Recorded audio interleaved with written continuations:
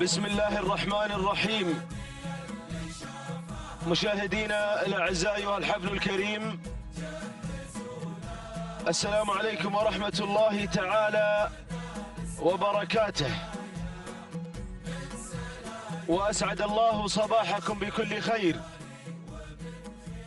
نحييكم من هنا من أرضية ميدان الشحانية لسباقات الهجن العربية الأصيلة.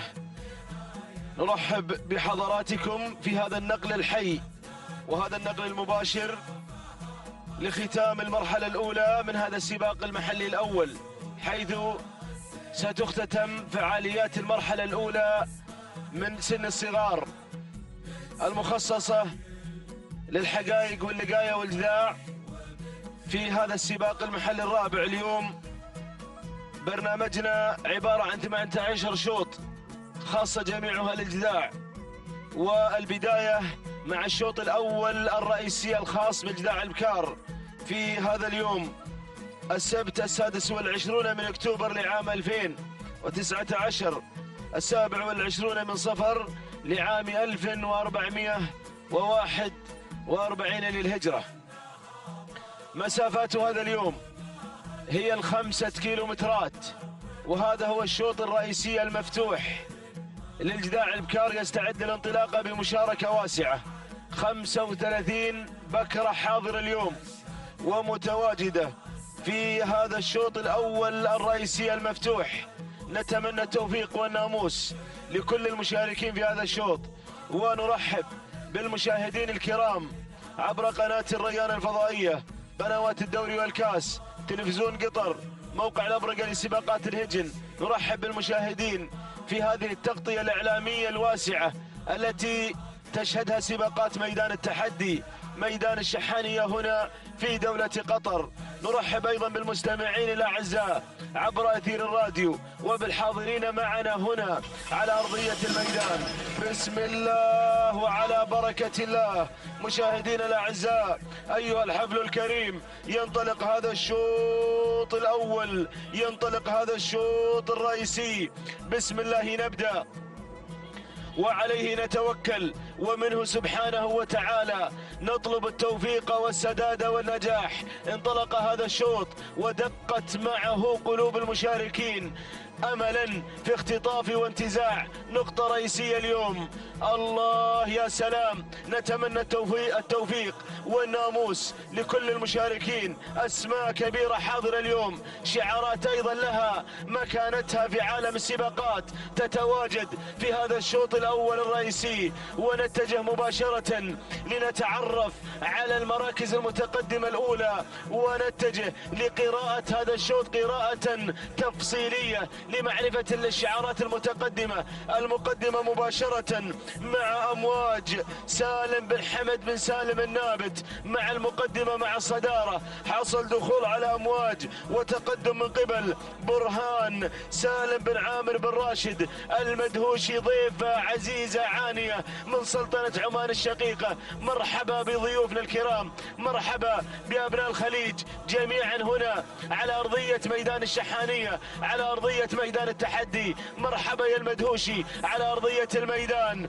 دور المركز الثاني تتقدم أريام سعد بن سالم بن محمد بن ضعيف النابت مع المركز الثاني. يقدم أريام راعي المتحد اليوم حاضر، بينما دور المركز الثالث وصل بشريدة، وصلت شتان. مرحبا بشتان وبهذا الشعار المميز الذي صار وجال على مر الدهور والأزمان. شتان لصالح بن حمد بشريدة. راعي مبشر اليوم حاضر، راعي مبشر اليوم متواجد، راعي غيرها من الأسماء.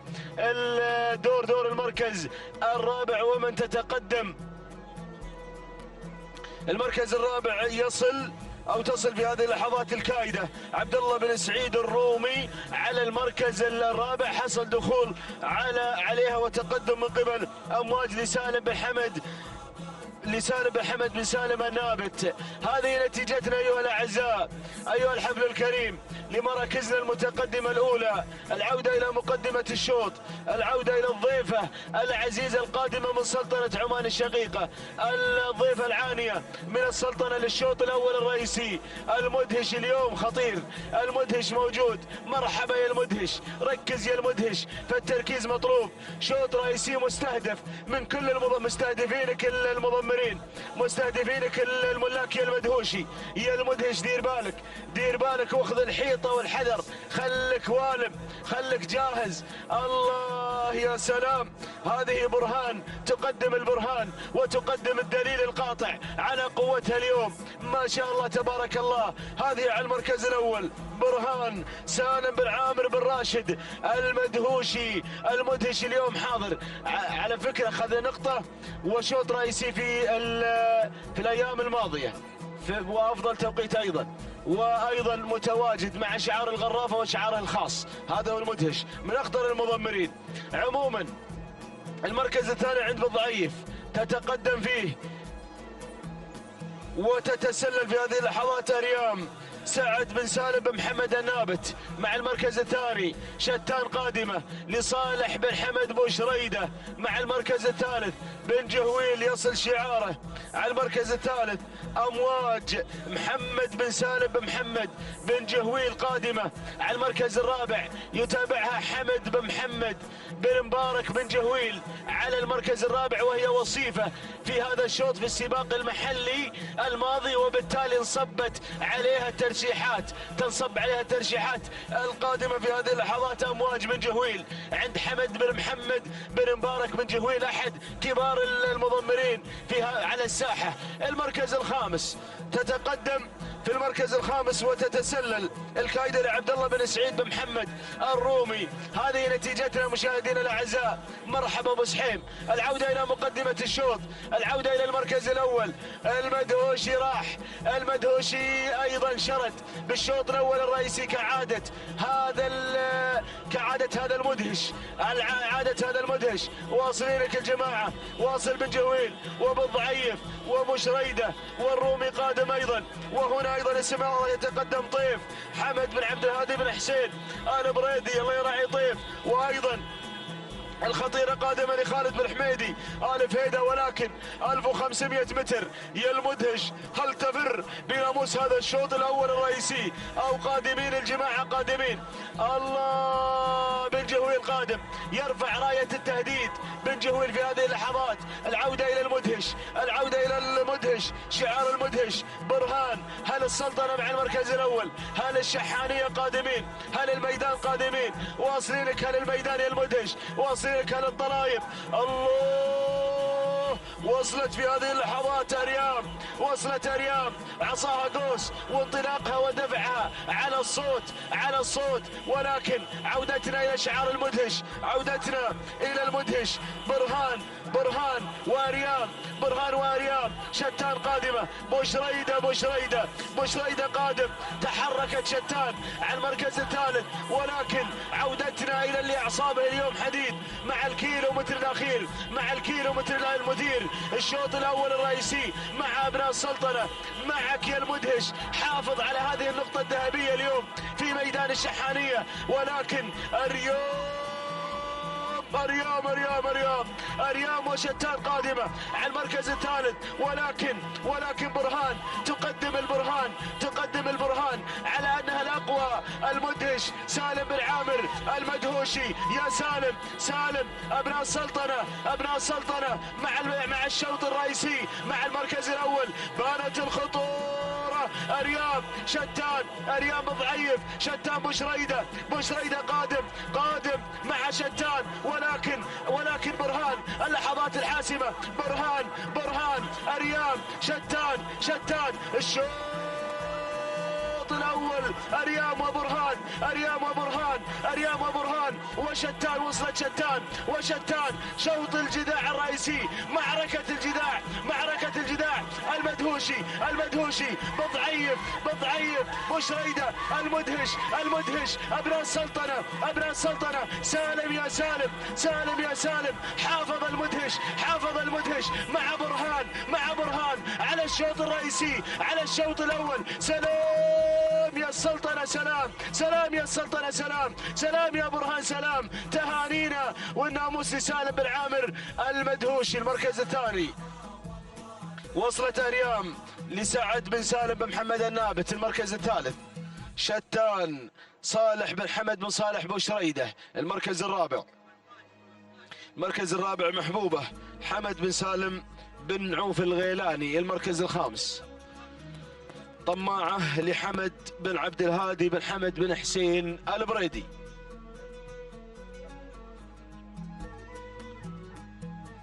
هذه النتيجة مشاهدينا الأعزاء أيها الحفل الكريم لمراكزنا المتقدمة الأولى.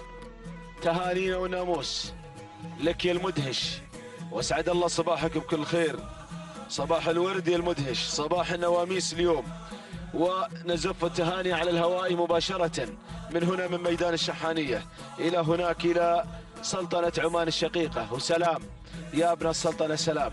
هذه برهان تصل قاطعة المسافة 5 كيلومترات في 7 دقائق 35 ثانية 92 جزء من الثانية. التهاني والناموس نزفها على الهواء مباشرة لمالك برهان سالم بن عامر بن راشد المدهوشي. وسلام يا السلطنة سلام. المركز الثاني أريام أيضا اليوم ما قصرت، قدمت عرض تشكر عليه 7 دقائق 36 ثانية 50 جزء من الثانية. التهاني والناموس لمالك أريام سعد بن سالم بن محمد النابت. المركز الثالث شتان قطعت المسافة في 7 دقائق 37 ثانية 32 جزء من الثانية. التهاني والناموس لصالح بن حمد بشريدة، وتهانينا أيضا لحمد بن صالح بشريدة. التهاني والناموس. هكذا مشاهدينا الأعزاء انتهى الشوط الأول الرئيسي المفتوح لجداع البكار، وبانتظار انطلاقة شوط القعدان الذي ينطلق فعلا في هذه اللحظات. والكلمة والميكروفون انقلها لزميلي وأخي مطلق بن علي العنزي.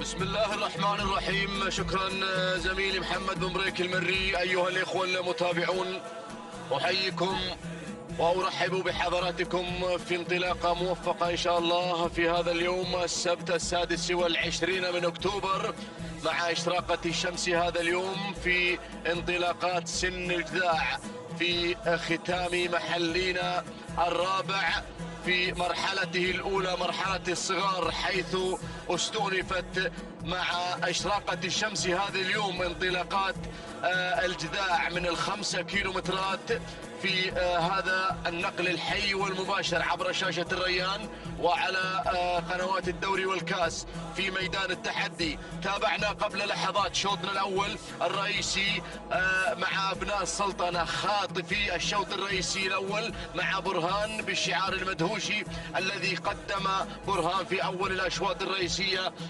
فمحافظا وفائزا ومنتزعا لأول نقطة صباحية في يوم السبت. على بركة الله متابعينا ومشاهدينا الكرام، انطلق قبل لحظات شوطنا الأول الرئيسي الخاص بالقعدان مباشرة إلى لفان بالشعار بن رشدان على المركز الأول، سعيد بن عبيد بن رشدان على المركز الأول. المركز الثاني الرمز على المركز الثاني سالم بن محمد بن سالم النابت المري. والمركز الثالث نجم الوادي على المركز الثالث بشعار فارس بن شجاع بن راجس الدوسري على المركز الثالث. المركز الرابع ينطلق فيه الفايز لهادي بن فرج بن جابر بن ذيبان المري على المركز الرابع. المركز الخامس يتواصل آخر اسم مسجل معنا في هذا الشوط، وهذا هو مرحب للسيد سالم بن عبد الله بن جبر الهاجري. هذا النداء الأول متابعينا مشاهدينا الكرام، الإعلان الأول لهذه المجموعة التي تتكون من 5 أسماء تنطلق وتندفع في أول الأشواط الرئيسية. يا سلام، ميدان التحدي درة ميادين الخليج يحتضن هذا الانطلاق المميز. يا سلام، موسم موفق إن شاء الله 2019 في الشحانية غير، في الشحانية غير، ولقاء غير، وأبناء الخليج غير. هذا الموسم أبناء الخليج، حضور كم هائل من أبناء الخليج في ميدان التحدي، درة الميادين. يا سلام، إن دل هذا يدل على التنظيم الرائع، الجوائز القيمة النقدية والعينية في ميدان التحدي هنا، بدعم من سمو سيدي أمير البلاد المفدى يحفظه الله ويرعاه. يا سلام يا سلام، بن رشدان يغرد خارج السرب اليوم في الشوط الرئيسي الأول. ينطلق بن رشدان على المركز الأول مع لفان ماركة غنية عن التعريف، ينطلق فيها بن رشدان.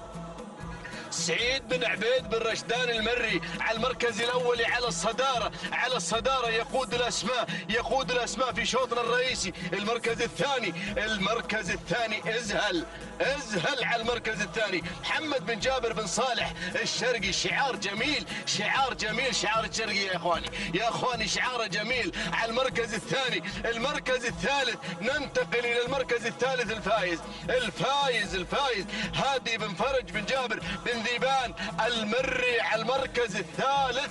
المركز الرابع اعتقد شعار بن دلموك هذا الجذاب على المركز الرابع. عبد الله بن زيد بن متعب الجباري الشمري على المركز الرابع. المركز الخامس القيادة عند بن دلموك، المركز الخامس يصل شعار فاران. مرحبا بهذا الشعار، شعار فاران على المركز الخامس، وقاصد لعتيق بن فاران بن عتيق آل بريد المري على المركز الخامس، ويتدخل في هذا الموقف شعار غني عن التعريف. ينطلق مروح يا راعي مروح منصور بن محمد بن منصور آل سيف الخيارين. شعار الخيارين أحد الشعارات المهمة، أحد الشعارات الكبيرة في هذا العالم الساحر. حقق السيوف، حقق الأشواط الرئيسية، وهذا هو تغنى به الشعراء دائما، يتغنون مع هذا الشعار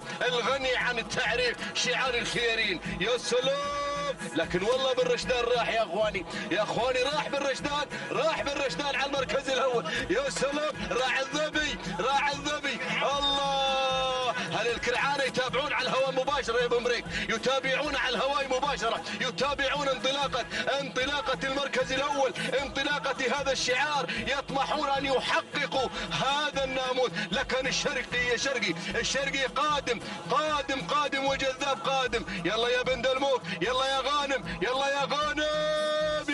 وصلوك الجماعة يا بن رشدان، وصلوك الجماعة في هذا الموقف. الله يعينك يا بن رشدان، الله يعينك. هذا هو الشوط الرئيسي، هذا هو الناموس، وإلا فلا. يلا يا بن رشدان على المركز الأول. لفان الكيلومتر الأخير، إعلان لكل المضمرين، لكل عمالقة التضمير. الإعلان الأخير، الكيلومتر الأخير. يلا يا الشرقي الجذاب، ماركة غنية عن التعريف. الجذاب الكل يعرف الجذاب المملوك لابن فراج. يا سلام، لكن سواها لفان على المركز الأول. انطلق في الميدان، انطلاقة الناموس، انطلاقة والأروع مع شعار بن رشدان الذي انطلق بكل ثقة مع المركز الأول. لفان سعيد بن عبيد بن سعيد بن رشدان على المركز الأول. هل الكرعانة؟ يا سلام، جود مورنينج الكرعانة، جود مورنينج لأهالي الكرعانة على هذا الفوز. صباحكم ناموس والأروع على الهواء مباشرة. نزف لكم ناموس الشوط الرئيسي الأول، نزفه لكم على الهواء مباشرة عبر الريان لكل أقطاب العالم على الهواء مباشرة. يزف بن رشدان ناموس الشوط الرئيسي الأول مع لفان خاطف الشوط الرئيسي الأول في صبيحة هذا اليوم مع هذا العرض المميز. يا سلام، جود مورنينج لبن رشدان على هذا الفوز. صباحك خير، صباح الخير يا أهل الكرعانة على فوز لفان بالمركز الأول. المركز الثاني الجذاب عبد الله بن زيد بن متعب الجباري. المركز الثالث الجذاب ولا قاصد بالمركز الثالث عتيق بن فاران بن عتيق آل بريد المري. المركز الرابع وصل مبلش لجبر بن جاسم بن ربيعة بن عيسى الكواري. المركز الخامس يصل بحفظ الله ورعايته عز الجيش لهادي بن عبد الله بن محمد البريدي المري.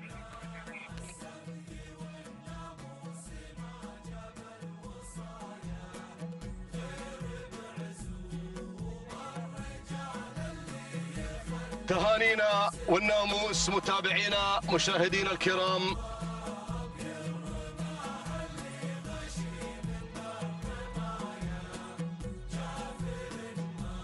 تهنئة خاصة نزفها على الهواء مباشرة لمالك لفان سعيد بن عبيد بن سعيد بن رشدان.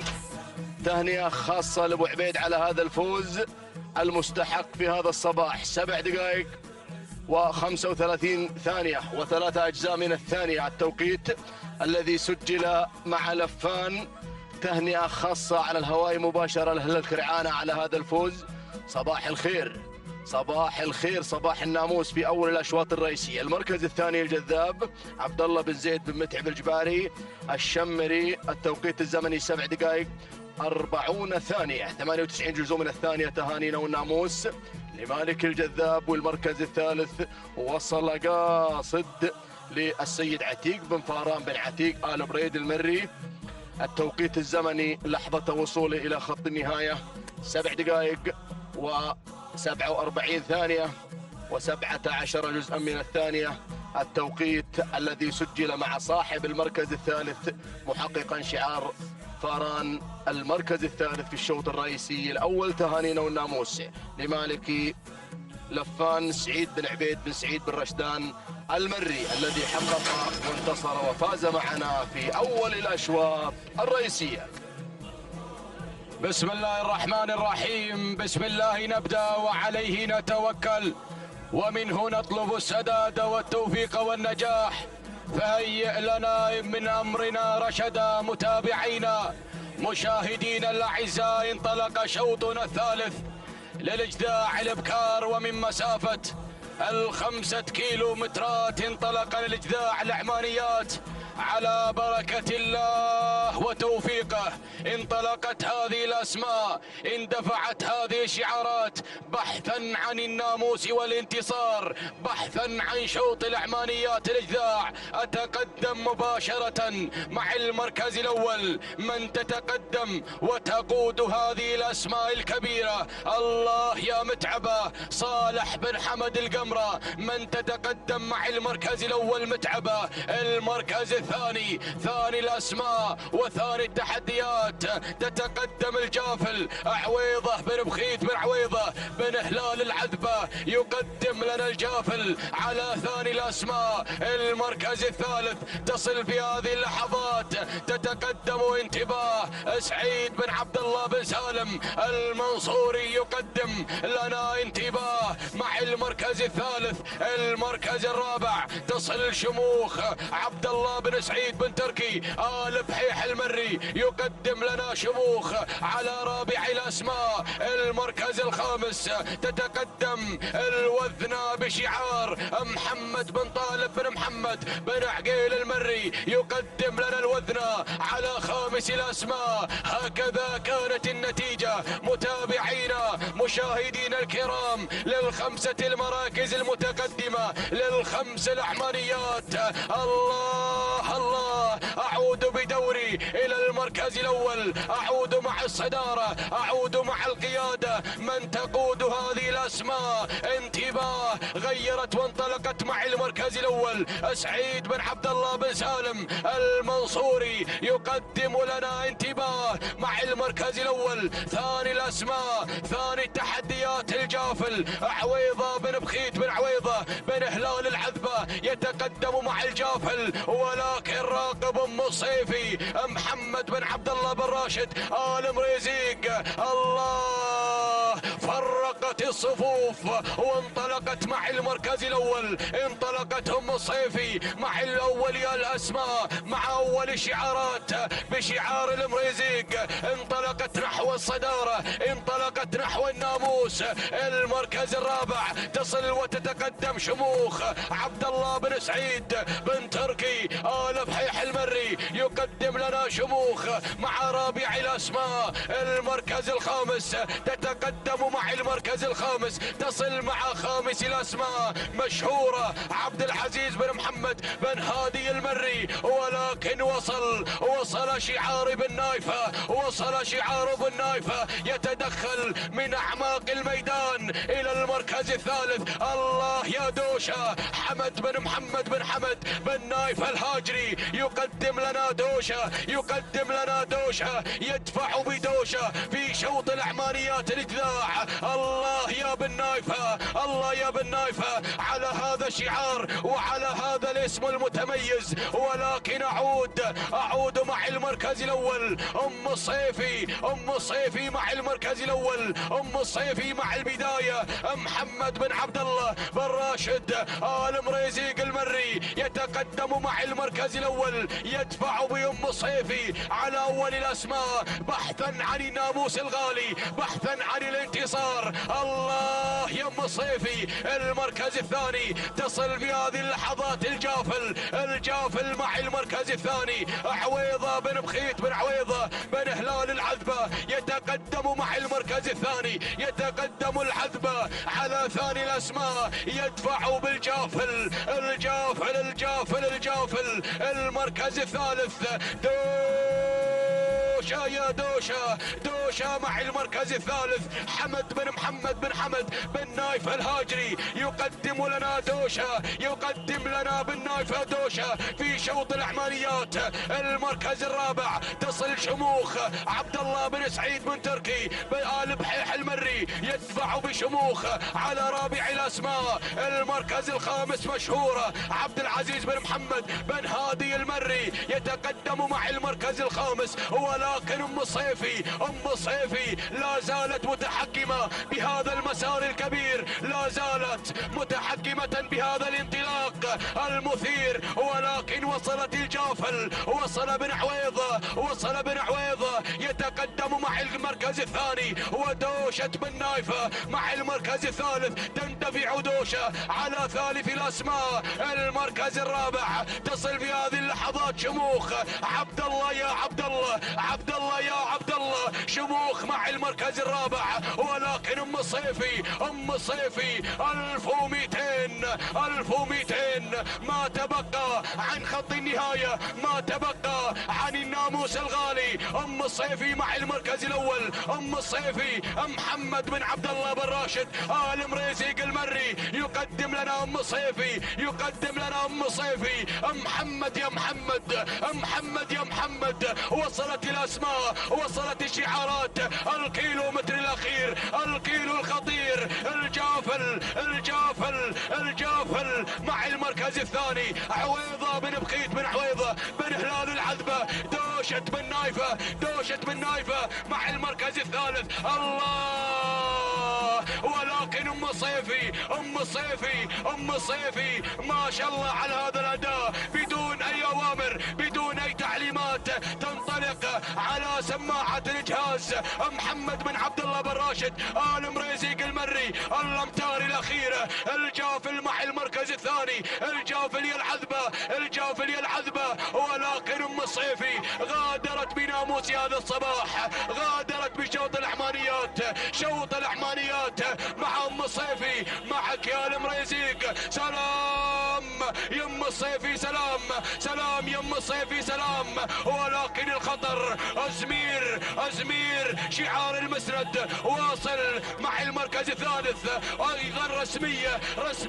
ولكن أم الصيفي رسمية الخيارين، أم الصيفي رسمية مع المركز الثاني. ولكن أم الصيفي آل مريزيق روح بشوط الأعمانيات. سلام يا أم الصيفي، سلام لك يا المريزيق على هذا الفوز، على هذا الانتصار. سلام أم الصيفي، سلام. تهانينا والناموس لمالك أم الصيفي محمد بن عبد الله بن راشد آل مريزيق المري المركز الثاني.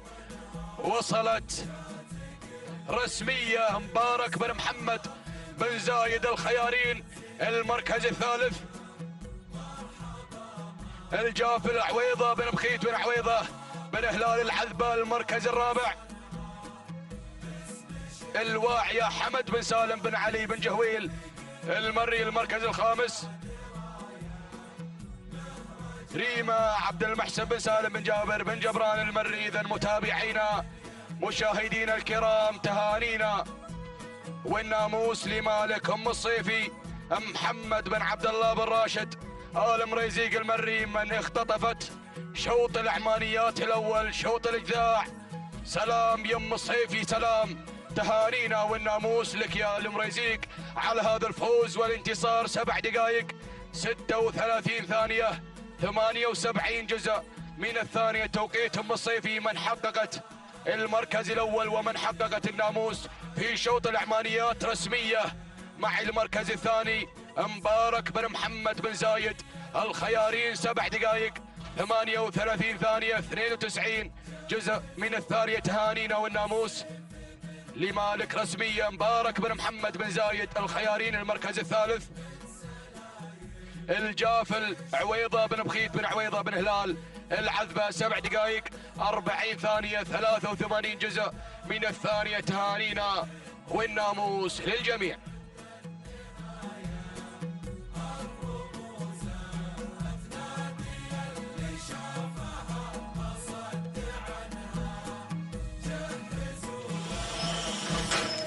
بسم الله الرحمن الرحيم.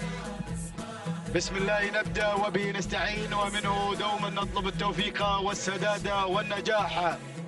مشاهدينا الكرام متابعينا في كل مكان، أسعد الله صباحكم بكل خير وبركة. نرحب بكم في انطلاقات هذا الصباح ومنافسات سن الإجذاع هنا على أرضية ميدان الشحانية ضمن هذا السباق المحلي الرابع وفي فترته الأولى.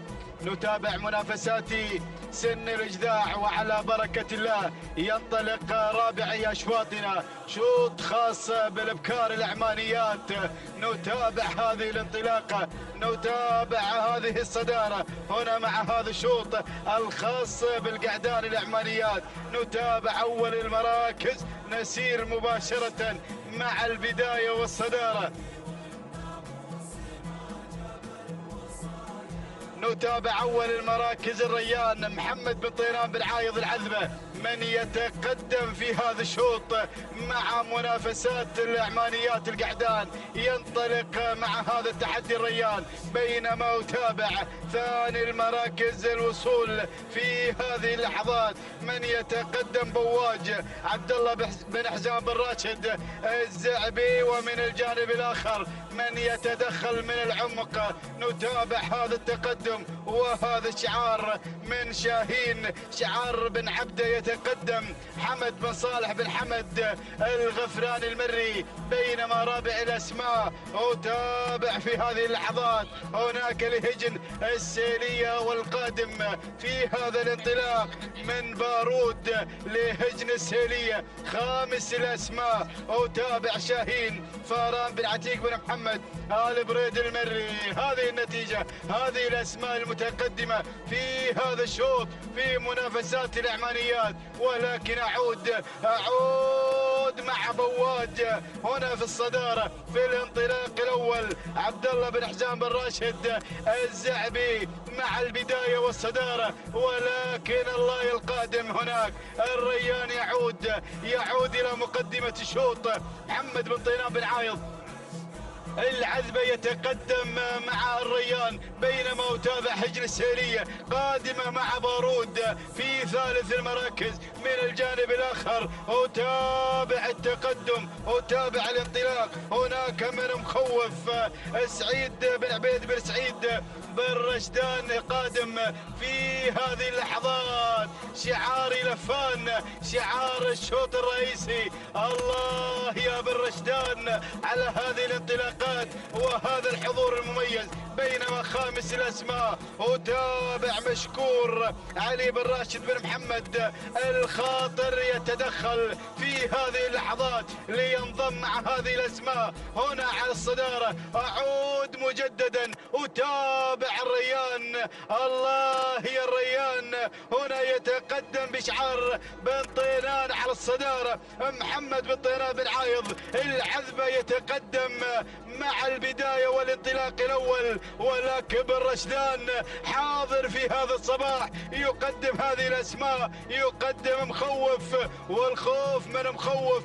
سعيد بن عبيد بن سعيد بن رشدان يتقدم ويغير مع مخوف على الصدارة، ولكن شعار الخاطر قادم مع ثالث المراكز يقدم مشكور علي بن راشد بن محمد بن فهد الخاطر. هجن السيلية هناك تتقدم أيضا مع بارود، وتابع أيضا خامس الأسماء. وصول هناك من عون شعار بن سيقان يتقدم حسين بن علي بن حسين أبو السيقان قادم في هذه اللحظات. الله يا الأسماء، الله يا الشعارات، ولكن العودة مع بن رشدان. بن رشدان في الفورمة في الانطلاق مع الأشواط الرئيسية مع الأشواط القعدان يتقدم مع مخوف مع البداية والصدارة.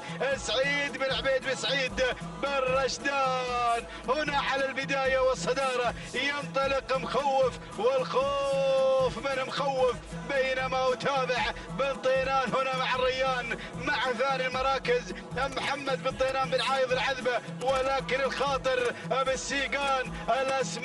الأسماء قادمة. أتابع الله يا بالسيقان مع عون حسين بن علي بن حسين بالسيقال يتقدم ليكرر الإنجاز صاحب هذا الشوط في المحلي الثالث. الله الاسم المرشح حاضر بالسيقان منطلق هنا مع هذه اللحظات مع عون. بينما أتابع الخاطر يقدم مشكور علي بن راشد بن محمد بن فهد الخاطر. شوف القادم وصل ضروري حمد بن راشد بن حمد آل بحيح قادم في هذه اللحظات لينضم مع هذه الأسماء يتقدم ضروري.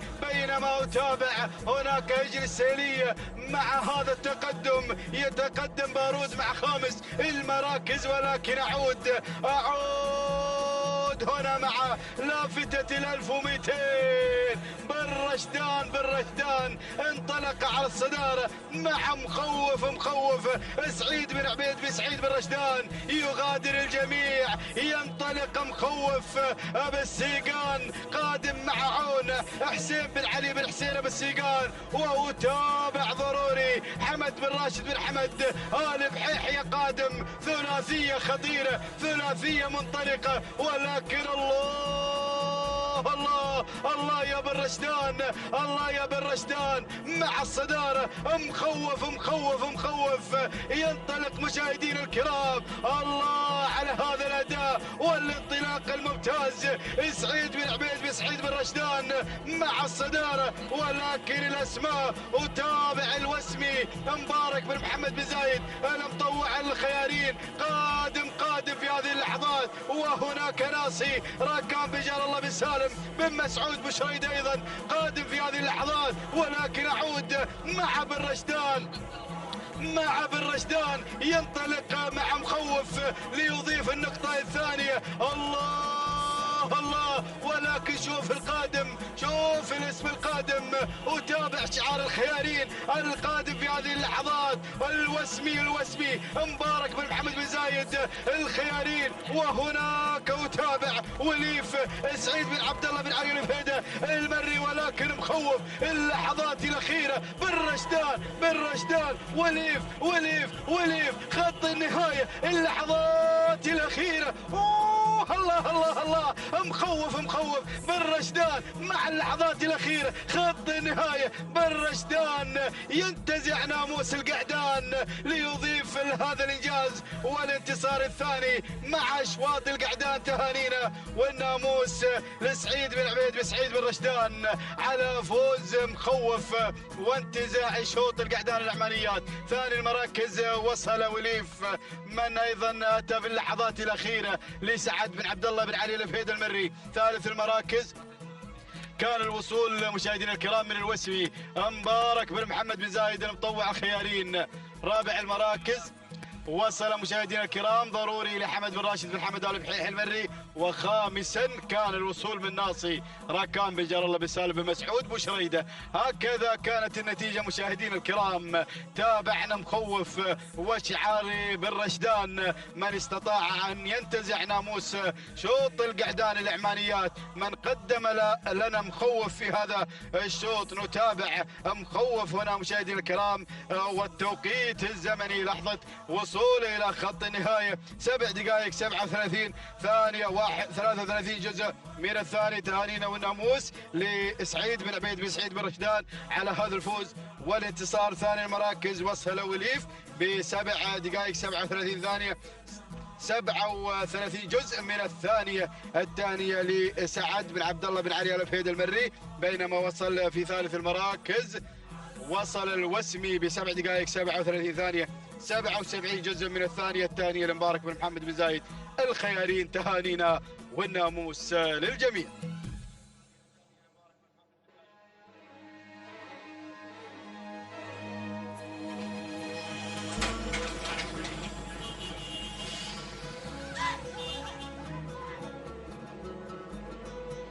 بسم الله الرحمن الرحيم. بسم الله نبدأ وعليه نتوكل ومنه دائما وأبدا نطلب السداد والتوفيق يا رب العالمين. انطلق حفلنا الكريم الشوط الخامس بتعداد أشواط وتحديات هذه الفترة الصباحية مع منافسات سن للجذاع. لنبدأ مع مسيرة شوط جديد بعد انقضاء الأشواط الأولى الرئيسية، أشواطنا المفتوحة وأشواط الهجن العمانية. لنبدأ مع تحديات وفعاليات أيضا فئة الإبكار لنرى معكم لمن النجاح في هذا الاختبار مع ملتقى شعارات أبناء القبائل، مع ملتقى هذه الشعارات القوية والكبيرة. لنبدأ معكم ومع أول المراكز لنتابع مسيرة وبداية هذا الشوط مع رافال على المركز الأول. تحمل لنا أيضا رافال شعار البريدي حمد بن محمد البريدي المري، مقدما لنا الشعار الموج البحري مع البداية ومع المركز الأول. المركز الثاني شعار بن عوض يحضر مع ثاني المراكز ومع تقدم الأسماء والشعارات مع التلة فرج بن حمد بن علي بن عوض المري مع انطلاقة المركز الثاني. المركز الثالث شعار بن مانعة يحضر مع تحديات ثالث الأسماء ومع تقدم نواميس.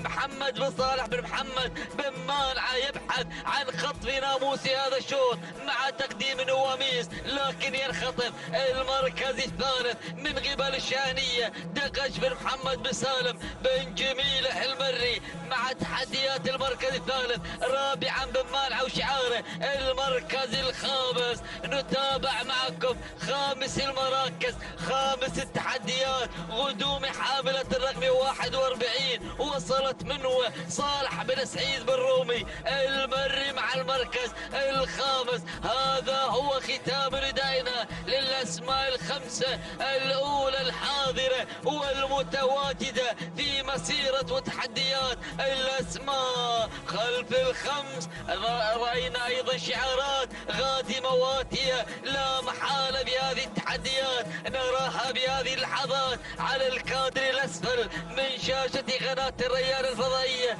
القناة الناقلة لكم أحداث ووقائع هذا السباق. لنعود بحضراتكم إلى الثلاثي الجميل إلى المثلث الذهبي الذي يضم بأخطاب ثلاثة الأسماء والشعارات القوية الحاضرة في الكادر الأعلى. مع انطلاقة البداية نواميس مع شوط مليء بالحماس، مليء بالتحديات، مليء بالشعارات وبالانطلاقات. مع المركز الأول شعار بن مانعة، محمد بن صالح بن محمد بن مانعة من يقدم لنا انطلاقة البداية مع المركز الأول. المركز الثاني التواجد مشاهدينا الكرام من قبل التلة فرج بن حمد بن علي آل بريس المري. لكن المركز الثاني بن جميلة يحضر معنا شعاره مع تحديات شهرية. دقش بن محمد بن سالم بن جميلة مع المركز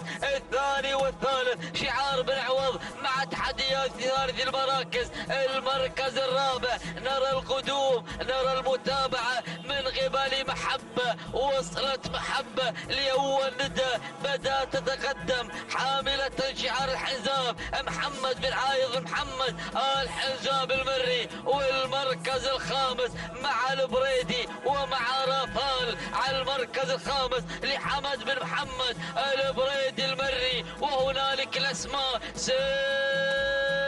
جانب من قبل الشعارات، من قبل الأسماء. يا لثقل هذه الأسماء الحاضرة المتواجدة المنطلقة في مسيرة وتحديات هذه الانطلاقة. وما زلنا نترقب قدوم الأسماء لتحلو المنافسة دائما وابدا. تحلو المنافسة حينما تلتحم الشعارات وتبدأ الانطلاقات والتحديات. لنعود بحضراتكم، لنعود إلى البداية، إلى الشهرية حاملة الرقم واحد تسيطر على المركز الأول، تسيطر على أيضا مركز منار الجميع وهو المركز الأول والمقدمة والصدارة. دقش بن محمد بن سالم بن جميلة يقدم لنا هذه الانطلاقة الجميلة الرائعة على الريادة والبداية.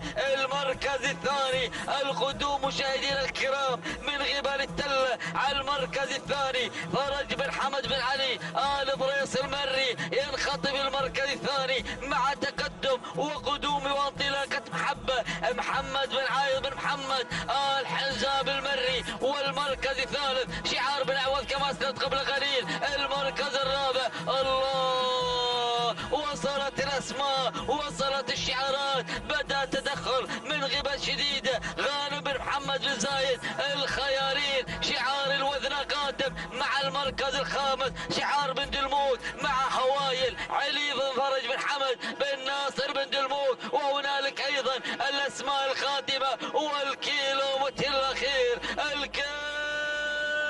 الخطير الشانية على البداية على المقدمة. شوف انطلاقة الشانية وشوف الفارق ما بينها وما بين الأسماء. بدأت تقدم هذا الانطلاق الجميل بانطلاق ذاتي بدون أي تعليمات، ترقص طربا على البداية بهذا الأداء الرائع والجميل مع بن جميلة. دقش بن محمد بن سالم بن محمد بن جميلة يقدم هذا الأداء المثير على أول المراكز مقدما لنا أيضا انطلاقة الشانية والسلالة الشانية الحاضرة التي تحلق على أرضية ميدان التحدي.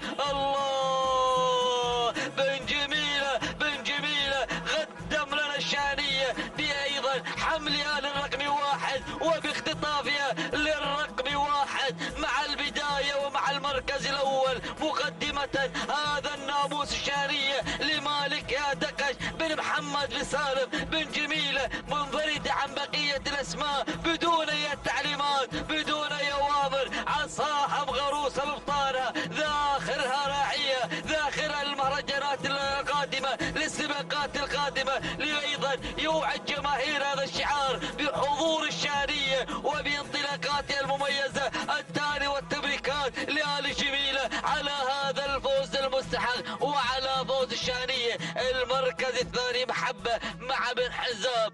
المركز الثالث بن دلموك مقدما لنا هوايل مع ايضا شعار علي بن فرج بن دلموك. المركز الرابع كان الوصول من شعار بن شافي من واقع الشعار شعار سعود بن شافي. المركز الرابع خامس المراكز كان الوصول مشاهدينا الكرام من قبل المركز الخامس اليوسفية الخليفة بن حمد بن خليفة العطية. مشاهدينا الكرام متابعينا الاعزاء، تابعنا معكم المنافسة التي حضرت والانطلاق من قبل الشهنية من حملت الرقم 1 وعانقت المركز الاول 7 دقائق 34 77 جزء من الثانية. التهاني والتبريكات لدغش محمد بن سالم بن جميل على هذا الفوز المستحق وعلى فوز الشهنية المركز الثاني. على ما يبدو بأن الشهنية صاحبة التوقيت. المركز الثاني كان الوصول من قبل محبة، توقيتها الزمني 7 دقائق 41 و61 جزء من الثانية. التهاني والتبريكات نزفها لمحمد بن عايض بن حنزاب المري. المركز الثالث كان الوصول من قبل هوايل 7 دقائق 42 11 جزء من الثانية. التهاني والتبريكات لعلي بن فرج بن حمد بن دلموك على هذا الفوز المستحق وعلى أيضا حصول هوايل على المركز الثالث في هذا الشوط الذي انقضى قبل قليل. مشاهدينا الكرام متابعينا الاعزاء، شعار بن شافي من وصل مع سلمى على المركز الرابع لناصر بن سعود بن حمود بن شافي الشافي له الثانية على هذا الفوز المستحق. شوط جديد ينطلق والزميل مسعود الحريري. السلام عليكم ورحمة الله وبركاته، وأسعد الله صباحكم بكل خير. انطلق الشوط السادس، نتابع وإياكم في هذه اللحظات انطلاقة هذا الشوط وسن الجذاع، سن الامتاع. نتابع هنا في هذه اللحظات الانطلاق والمقدمة مع هذا السن والجذاع القعدان، والمسافة هي 5 كيلومترات. نتابع وإياكم في هذه اللحظات المقدمة والصدارة مع الخلاوي على المقدمة وعلى المركز الأول، ومع مالك بجاش بن عميران بن بجاش بن عايض الفهيدة المري. هنا في هذه اللحظات نتابع في مقدمة هذا الشوط مندفع مع الخلاوي اللي على المركز الأول منفرد بالمقدمة. هنا في هذه اللحظات نتابع بينما النقلة على المركز الثاني اللي على المركز الثاني. نتابع علاج او عجلان لحمد بن مبارك بن ترحيب بن نايفة الهاجري على المركز الثاني في هذه اللحظات، بينما النقلة على المركز الثالث. ومن يصن على المركز الثالث عز الهجن لناصر بن علي بن عبد الله الشبحة الفهيدة على المركز الثالث. المركز الرابع نتابع المركز الرابع في هذه اللحظات قادح لناصر بن عبد الله بن احمد المسند على المركز الثالث، المركز الرابع. بينما المركز الخامس أدهم لعبد الله بن جر الله بن علي النابت هنا في هذه اللحظات مع المركز الخامس. هذه النتيجة للخمس المراكز الأولى، الخمس المراكز المتقدمة. وهنا أسماء قادمة في هذا الشوط وتحدي مع سن الجذاع هنا في هذه اللحظات، ومع أيضا انتصاف المسافة. نتابع هنا الاندفاع في هذه اللحظات، نتابع المقدمة والصدارة. نعود من جديد إلى المركز الأول وإلى الخلاوي مع ابن عميران. الله يا فهد هنا بحرف الإف، وهذا الشعار البرتقالي في مقدمة الشوط. هنا الشعار الأورنجي. يا سلام يا ابن عميران. هنا في هذه اللحظات راعي صدى وراعي العديد وأيضا الأسماء الكبيرة. نتابع في هذه اللحظات أحد العمالقة هنا فهد أيضا بن عميران من يتابع ويرافقه في عملية التضمير بانطلاقه هنا في هذا الشوط، مندفع مع المركز الأول ومع المقدمة لبجاش بن عميران بن بجاش الفهيدة المري على المركز الأول على المقدمة. بينما المركز الثاني في هذه اللحظات اللي هو قادح على المركز الثاني. نتابع في هذه اللحظات بشعار ناصر بن عبد الله بن احمد المسند هنا في هذه اللحظات. هنا يا سلام مع المركز الثاني شعار نوضة. يا سلام يا هذا الشوط، يا هذا التحدي. بينما المركز الثالث هنا نتابع في هذه اللحظات اول ندى لشاهين لفلاح بن محمد بن طويرش الوهيبي. يا سلام مرحبا باهل السلطنة. هنا نتابع في هذه اللحظات مع شاهين بينما المركز الرابع نتابع في هذه اللحظات القدوم من شاهين لعلي بن جهيم بن عبد الهادي المري على المركز الرابع. المركز الخامس أدهم قادم مع عبد الله بن جار الله البخيت، وماضي أدهم المشرف، ماضي أدهم. يا سلام يا أبو جار الله هنا في هذه اللحظات بانطلاقة قوية، بينما أرى شعار الإمبراطور قادم، شعار الإمبراطور مع الوسمي هنا لفهد بن محمد بن عبد الله بالطريبيل المري. يا سلام يا سلام يا هذا الشوط، يا سلام يا هذا التحدي والتنافس الشيق. ولكن الخلاوي في المقدمة، وركز يا ابن عميران ركز، 1500 متر عن النهاية والخلاوي منفرد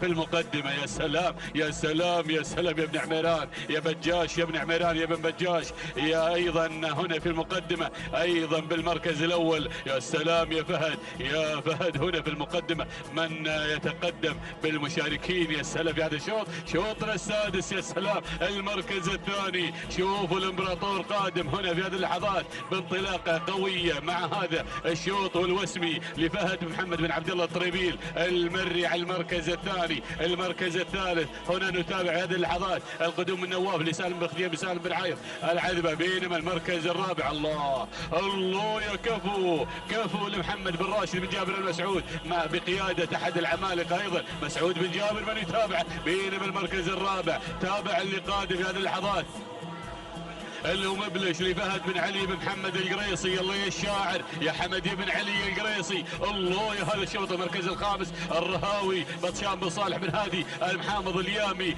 ايضا هنا قادم مع المركز الخامس. ولكن نعود هنا في هذه اللحظات الى المقدمة، الى الصدارة، الى التحدي. يا سلام الله يا الوسمي، الامبراطور محمد بن علي بن قريع من يرافقه في عملية التضمير. بينما القريصي قادم، القريصي مع مبلش لفهد بن علي بن محمد القريصي. الله كفو على المركز الثالث، غير على المركز الثاني في هذه اللحظات. ايضا هناك المركز الرابع والقدوم في هذه اللحظات من نواف لسالم بن خديم بن عايض العذبة. ولكن نعود الى القريصي، الى الشاعر. يا سلام يا حمد يا بن علي القريصي، ايضا من يرافق مبلش هنا نتابع في هذه اللحظات. سلام مبلش، سلام والتحية والاحترام هنا مع مبلش فهد بن علي بن محمد القريصي وبن سلم حمد بن علي القريصي. سلام يا حمد، سلام مع هذا الفوز، فوز مبلش في هذا الشوط. سلام مبلش، سلام والتحية والاحترام الى خط النهاية. معلن الفوز والناموس لفهد بن علي بن محمد القريصي على فوز مبلش بالمركز الاول، والتهنئة للشاعر حمد بن علي القريصي. المركز الثاني هنا كفو لمحمد بن راشد بن جابر بن مسعود. المركز الثالث نواف لسالم بن خديم بن سالم بن عايض العذبة. المركز الرابع وصل الوسمي لفهد بن محمد بن عبد الله الطريبيل. المركز الخامس وصل شاهين لعلي بن جهيم بن عبد الهادي المري. شاهدنا هذا الشوط، شاهدنا التحدي والإثارة والتنافس. هنا نتابع مبلش يقطع المسافة في 7 دقائق و38 ثانية و23 جزء من الثانية. تهانينا لفهد بن علي بن محمد بن سعيد القريصي، والتهنئة موصولة أيضا لحمد بن علي القريصي على هذا الفوز. المركز الثاني وصل هنا اللي هو كفو، توقيتها 7 دقائق 38 ثانية 83 جزء من الثانية. تهانينا لمحمد بن راشد بن جابر المسعود. المركز الثالث وصل نواف قاطع المسافة، نواف في 7 دقائق و44 ثانية 3 أجزاء من الثانية. تهانينا لسالم بن خديم بن سالم بن عايض العذبة المري.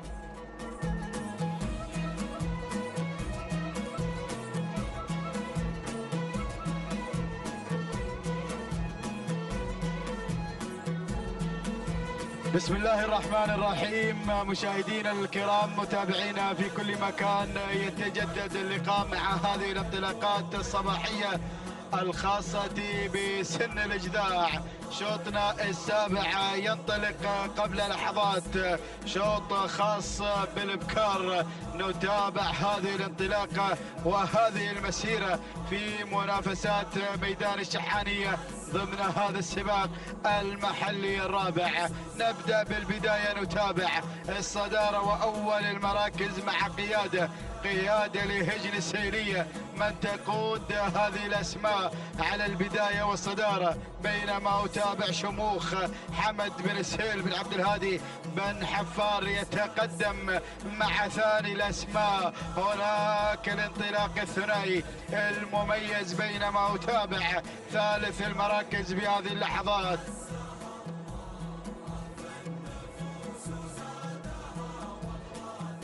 أتابع في هذه اللحظات مشاهدينا الكرام هناك مع صفطان عوض بن علي بن سعيد آل بريص مع صفطان على ثالث المراكز، بينما رابع الأسماء عنيدة قادمة مع رابع المراكز دياب بن غالب بن عبد الهادي الشهواني ينطلق مع عنيدة مع رابع المراكز. وخامس الأسماء أتابع في هذه اللحظات القادمة هنا شواهين تتقدم، ولكن أتابع أيضا وصول من المعمورة خليفة بن عبد الله العطية. الله، هذه الأسماء مشاهدينا الكرام متابعينا في كل مكان، ولكن أيضا نعود مع بن حفار على البداية والصدارة. يقدم لنا شموخ حمد بن سهيل بن عبد الهادي بن حفار يتقدم مع البداية والصدارة.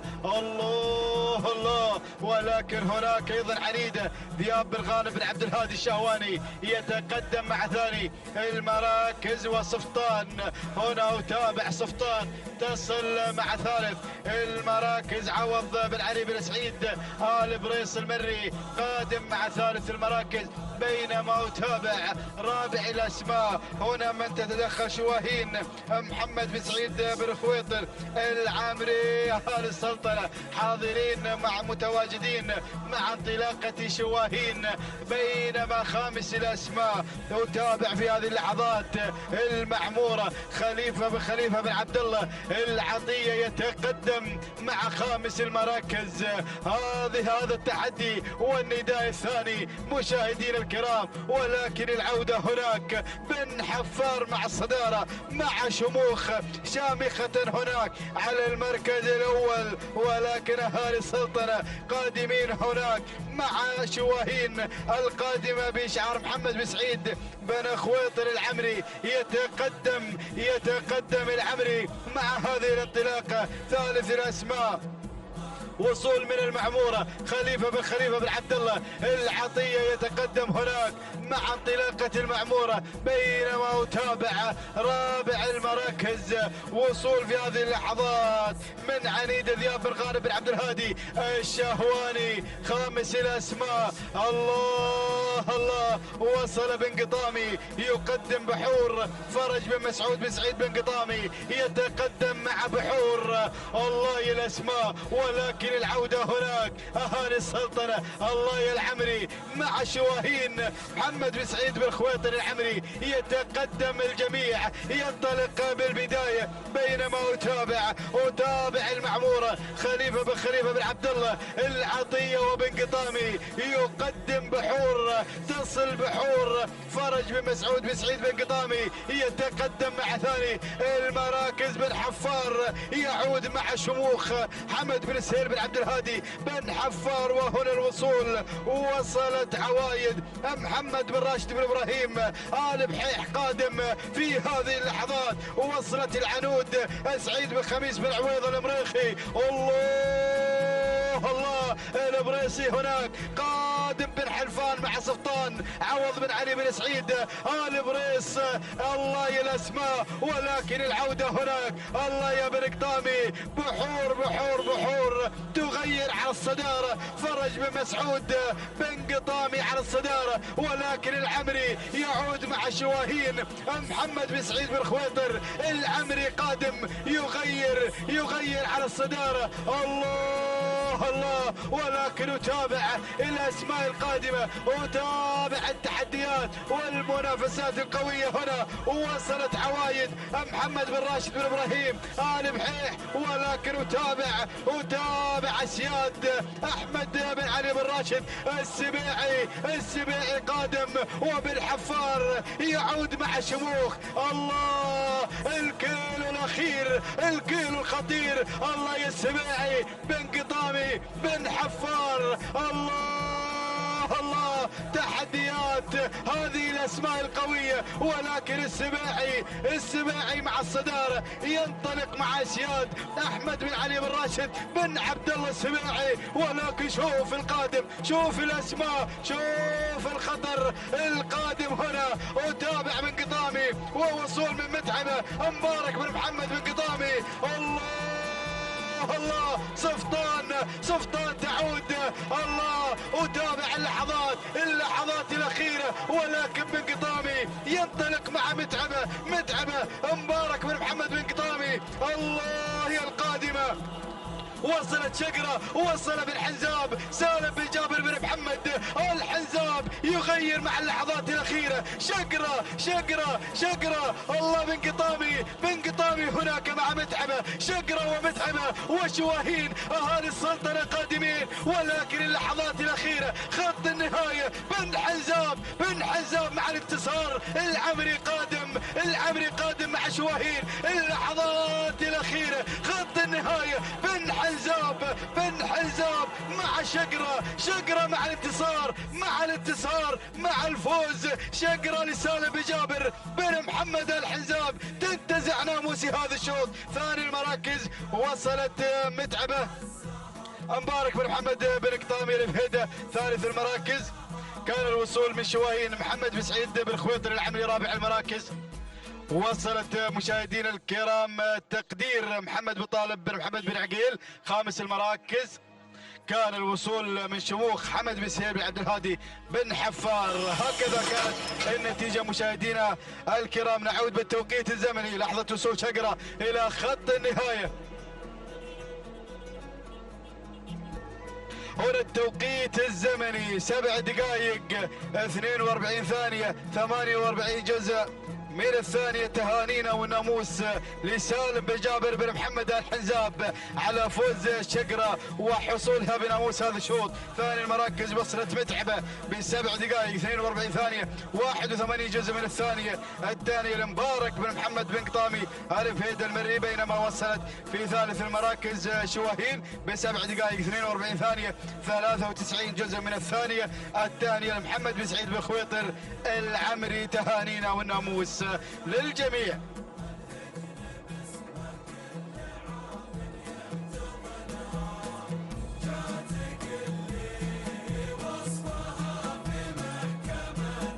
مشاهدينا متابعينا الاعزاء في كل مكان، اسعد الله صباحكم بكل خير ومحبه. تتواصل التحديات والاثاره على ارضيه ميدان التحدي ميدان الشحانيه في هذا الصباح، وشعارات أبناء القبائل وسن الإجداع. وعلى بركة الله ينطلق الشوط الثامن الخاص للقعدان. نسير مع هذه الأسماء المنطلقة ومع هذه الشعارات المندفعة والباحثة عن الناموس. نبدأ مع البداية مع أول الأسماء وأول الشعارات. أول المراكز رعد عبد الله بن مسر بن سيف بن سفران يتقدم مع أول الأسماء. ثانيا النايف راشد بن محمد بن حمد الدعية يقدم لنا النايف مع ثاني المراكز وثاني التحديات. ثالثا وصل الدرع محمد بن بريك بن محمد بن بريك المري يتقدم مع الدرع على ثالث الأسماء وثالث التحديات. رابع المراكز القادم والمنطلق رعد شعار المريخي يتقدم عبد العزيز بن محمد بن خميس بن عويض المريخي. وخامس المراكز وصل القادم والمنطلق الشبابي بشعار سعيد بن عبد الهادي الشهواني يتقدم مع الشبابي مع خامس المراكز. هكذا هي النتيجة الأولى للخمسة المراكز المتقدمة والخمسة الشعارات المندفعة. ونعود مع بن سفران يقدم لنا رعد عبد الله بن مسر بن سيف بن سفران مع البداية مع أول الأسماء وأول الشعارات. ثانيا شعار الدعية يتقدم مع النايف النايف من الجانب الاخر راشد بن محمد بن حمد الدعية مع ثاني الاسماء وثاني الشعارات. ثالث المراكز الرهاوي قادم الرهاوي سعود بن صالح بن حمد القمرة مع ثالث الاسماء. رابع شعر بن بريك يتقدم مع رابع الاسماء ويقدم لنا الدرع محمد بن بريك بن محمد مع ثالث الاسماء او رابع الاسماء. خامس المراكز وخامس التحديات القادم الشبابي سعيد بن عبد الهادي الشهواني مع خامس الاسماء وخامس التحديات. هكذا هي النتيجة الثانية مشاهدينا متابعينا الاعزاء للخمس المراكز المتقدمة والخمس الشعارات المندفعة. وارى اسماء وشعارات خلف دائرة النداء والاذاعة نترقبها في الامتار القادمة والامتار الحساسة. نعود مع الدعية غير الى البداية مع اول الاسماء واول الشعارات. النايف راشد بن محمد بن حمد الدعية من اخطر الاسماء ومن اخطر الشعارات. الدعية يتقدم على راس حربة هذا الشوط ينطلق مع البداية ومع اول الاسماء واول المراكز. لائحة 2 كيلومترات. ركز يا الدعية ارى الاسماء والشعارات قادمة من اجل الفوز ومن اجل الانتصار. وصل بن سفران يقدم لنا رعد عبد الله بن مسهر بسيف بن سفران مع ثاني الاسماء وثاني الشعارات. القمرة قادم مع ثالث الاسماء وثالث التحديات. القمرة مع الرهاوي سعود بن صالح بن حمد القمرة يقدم لنا الرهاوي مع ثالث الاسماء. رابعا وصل محامي بشعار علي بن عبد الهادي بن علي آل بريس المري يقدم لنا محامي على رابع الاسماء واول نداء لمحامي. ولكن وصل الشهواني يقدم لنا الشبابي سعيد بن عبد الهادي الشهواني. الهادي قادم مع الشبابي على خامس الاسماء وخامس الشعارات. ها هي النتيجة ارى اسماء وشعارات. ارى شعار بن جبران وايضا شعار بن سلامة وشعار الزعبي. ارى شعارات قادمة من اجل الفوز ومن اجل الانتصار. لكن الدعية مع اول الاسماء مع النايف راشد بن محمد بن حمد الدعية يقدم لنا النايف مع اول الاسماء واول الشعارات. النايف يا الدعية والكيلومتر الاخير الخطير يستفتح ابوابه.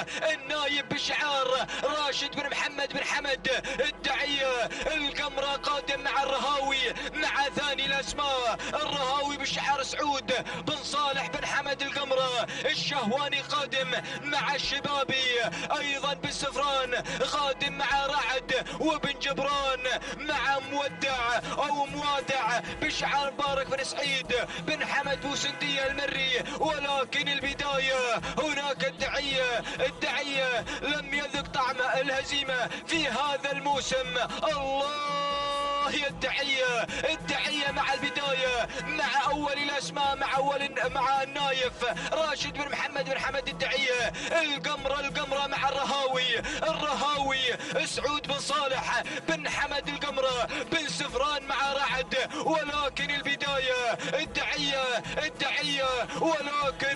ولكن الرهاوي سعود بن صالح بن حمد القمرة يقدم لنا الرهاوي ينطلق.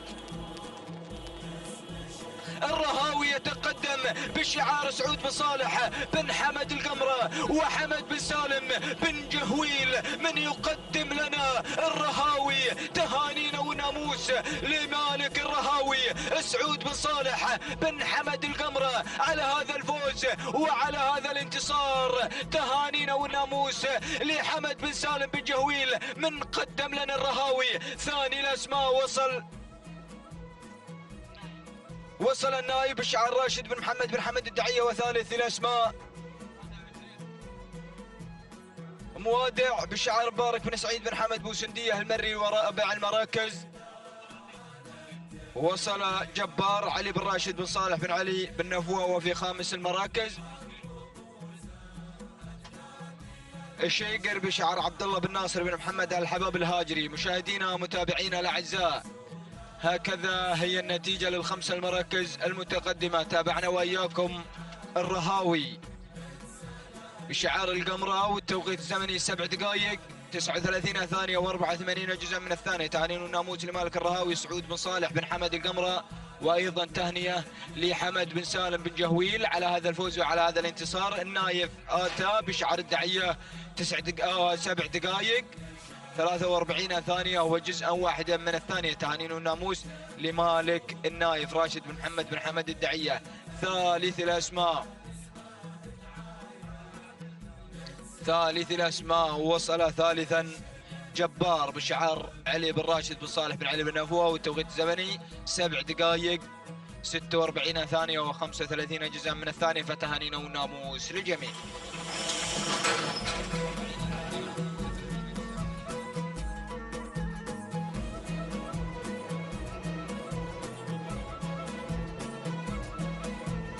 بسم الله الرحمن الرحيم، بسم الله نبدأ وعلى بركة الله نستعين. مشاهدينا الأعزاء متابعينا الكرام، نحييكم بتحية الإسلام، فسلام من الله عليكم ورحمته تعالى وبركاته.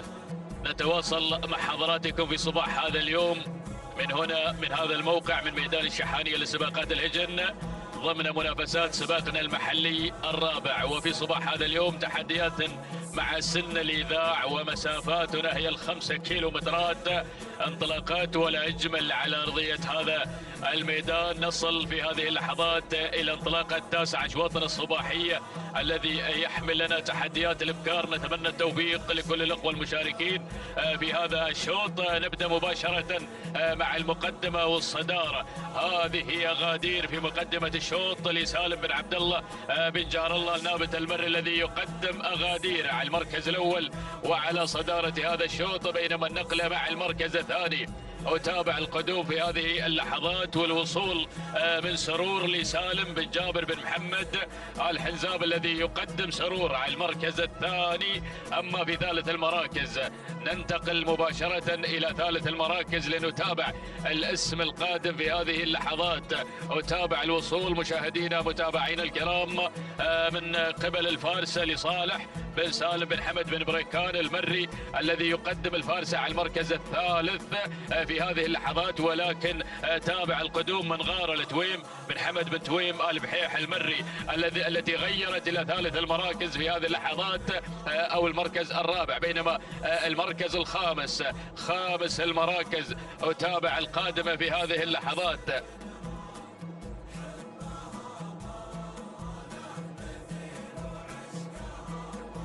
المركز الخامس في هذه اللحظات تتابع القادمة مشاهدينا الأعزاء، والوصول في هذه اللحظات من قبل الكايد الذياب غانم بن عبد الهادي الشهواني. هذه الخمس المراكز ولكن أسماء قادمة خلف دائرة الندى نتابعها مع هذا الشوط مع هذه الانطلاقات الصباحية الجميلة على أرضية ميدان التحدي. نعود مباشرة إلى مقدمة الشوط مع المركز الأول والصدارة لنتابع البداية. هذه هي غادير على مقدمة الشوط، العايدة ملكيتها لسالم بن عبد الله بن جار الله آل نابت المري الذي يقدم تحديات البداية. يسير بأغادير في قمة هذا الشوط في هذا الاندفاع الجميل، بينما من تلاحق غادير على مركز الوصافة سرور متواجدة بشعار سالم بن جابر بن محمد الحنزاب يتقدم مع سرور مع المركز الثاني. وفي ثالث المراكز القادمة في هذه اللحظات غارة على المركز الثالث لتويم بن حمد بن تويم آل بحيح المري الذي يقدم غارة على المركز الثالث. وفي رابع المراكز. رابع المراكز وتابع الاسم القادم في هذه اللحظات. وصل شعار بالسيقان مع توق لصالح بن علي بن حسين بالسيقان المري الذي يقدم توق على المركز الرابع. أما في المركز الخامس غنايم تصل في هذه اللحظات لسعود بن محمد بن خميس بن عويض المريخي.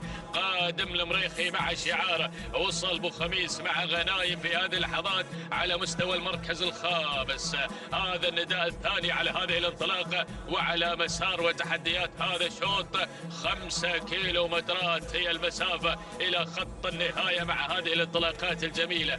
شعارات يا ابناء القبائل المنطلقه هنا في هذا التحدي الصباحي الجميل على ارضيه ميدان الشحانيه. ياهو شوط وياهي منافسات حاضره من كل الشعارات المشاركه والمندفعه هنا بين جنبات الميدان. نعود مباشره الى المقدمه مع اغادير على مقدمه الشوط. اغادير مع الصداره منذ اول ندى حتى هذه اللحظات تقود هذه الاسماء. تندفع بصداره هذا الشوط في هذا العرض المثير في هذا الانطلاق الممتاز في مقدمه الشوط. سالم بن عبد الله بن جار الله نابت المري يقدم شعاره حتى الان على مقدمه الشوط من خلال تقدم أغادير على المركز الأول والصدارة. بينما في ثاني المراكز سرور مع المركز الثاني. سرور متواجدة في هذا الشوط لسالم بن جابر بن محمد الحزاب الذي ينطلق مع سرور ويبحث عن الناموس في هذا الصباح. بينما في المركز الثالث توق متواجدة هنا لصالح بن علي بن حسين بالسيقان المري مع توق على المركز الثالث. أما في رابع المراكز المركز الرابع القادمة في هذه اللحظات مستحيل تصل في أول إذاعة لصالح بن بريك بن صالح الجربوع المري الذي يقدم مستحيلة في هذه اللحظات مع لوحة 1500 متر. المركز الخامس خامس المراكز ود تصل بشعار سويد بن حزام بن سويد المسعر الدوسري قادمة في هذه اللحظات. ياهو تحدي نتابع مع هذه الانطلاقة ومع هذه الشعارات القادمة. شوف الهجوم أيضا خلف دائرة ندى. الجميع بدأ بالتدافع نحو الخماسية الماسية. ياهو تحدي جميل مع هذا المسار 1200 غادرناها. نقترب في هذه اللحظات من الإعلان الأخير بوابة الكيلومتر المثير. هنا مشاهدينا الأعزاء تستقبل هذه النوعيات المميزة تستقبل هذه الأسماء المنطلقة. ياهو تحدي على خط البداية مع أغادير لا زالت على القمة على سكان البداية مع هذا الشكل الجميل والأداء الأجمل. سالم بن عبد الله بن جار الله آل نابت المري. ولكن هذه ود مشاهدينا الأعزاء أشعلت نار المنافسة في الأجواء النهائية. سويد بن حزام بن سويد المسعر الدوسري. ياهو تحدي الدوسري يا بن جبران يا من تتابع هذا الانطلاق الجميل بتحديات ود في مركز التحدي الأول.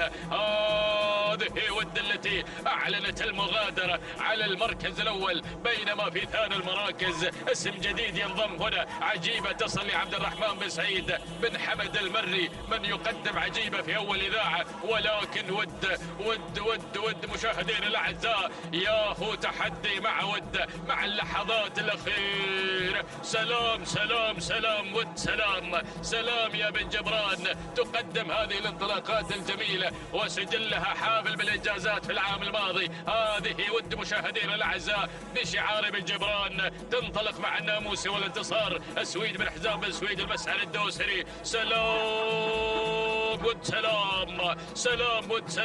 سلام بن جبران سلام. لحظة الوصول إلى خط النهاية. تهانينا والناموس أسعد الله صباحك على هذا الفوز والانتصار. هذه ود مشاهدينا الأعزاء التي أعلنت نفسها بطلة لهذا الشوط. المركز الثاني من وصلت في ثاني المراكز عجيبة لعبد الرحمن بن سعيد بن حمد المري. وفي المركز الثالث كان الوصول من زعزعة لخليفة بن عبد الله العطية. المركز الرابع رابع المراكز من وصلت في المركز الرابع ضبا لمحمد بن سالم بن محمد بن مانعة. وفي المركز الخامس كان من نصيب ربابة لناصر بن عبد الله بن أحمد المسند. هذه نتيجتنا. نعود للتوقيت الزمني لحظة وصول يود إلى خط النهاية قاطعة مسافة 5 كيلومترات في فترة زمنية مقدارها 7 دقائق 38 ثانية 70 جزء من الثانية. تهانينا والناموس لسويد بن حزام بن سويد المسعد الدوسري على فوز ود بالمركز الأول في هذا الشوط، بينما من وصلت في ثاني المراكز عجيبة توقيتها الزمني هو 7 دقائق 42 ثانية 5 من الأجزاء من الثواني. تهانينا لعبد الرحمن بن سعيد بن حمد المري على فوز عجيبة بالمركز الثاني، بينما ثالث المراكز من وصلت زعزعة توقيتها الزمني 7 دقائق 43 ثانية 85 جزء من الثانية. تهانينا الخليفة بن خليفة بن عبد الله العطية.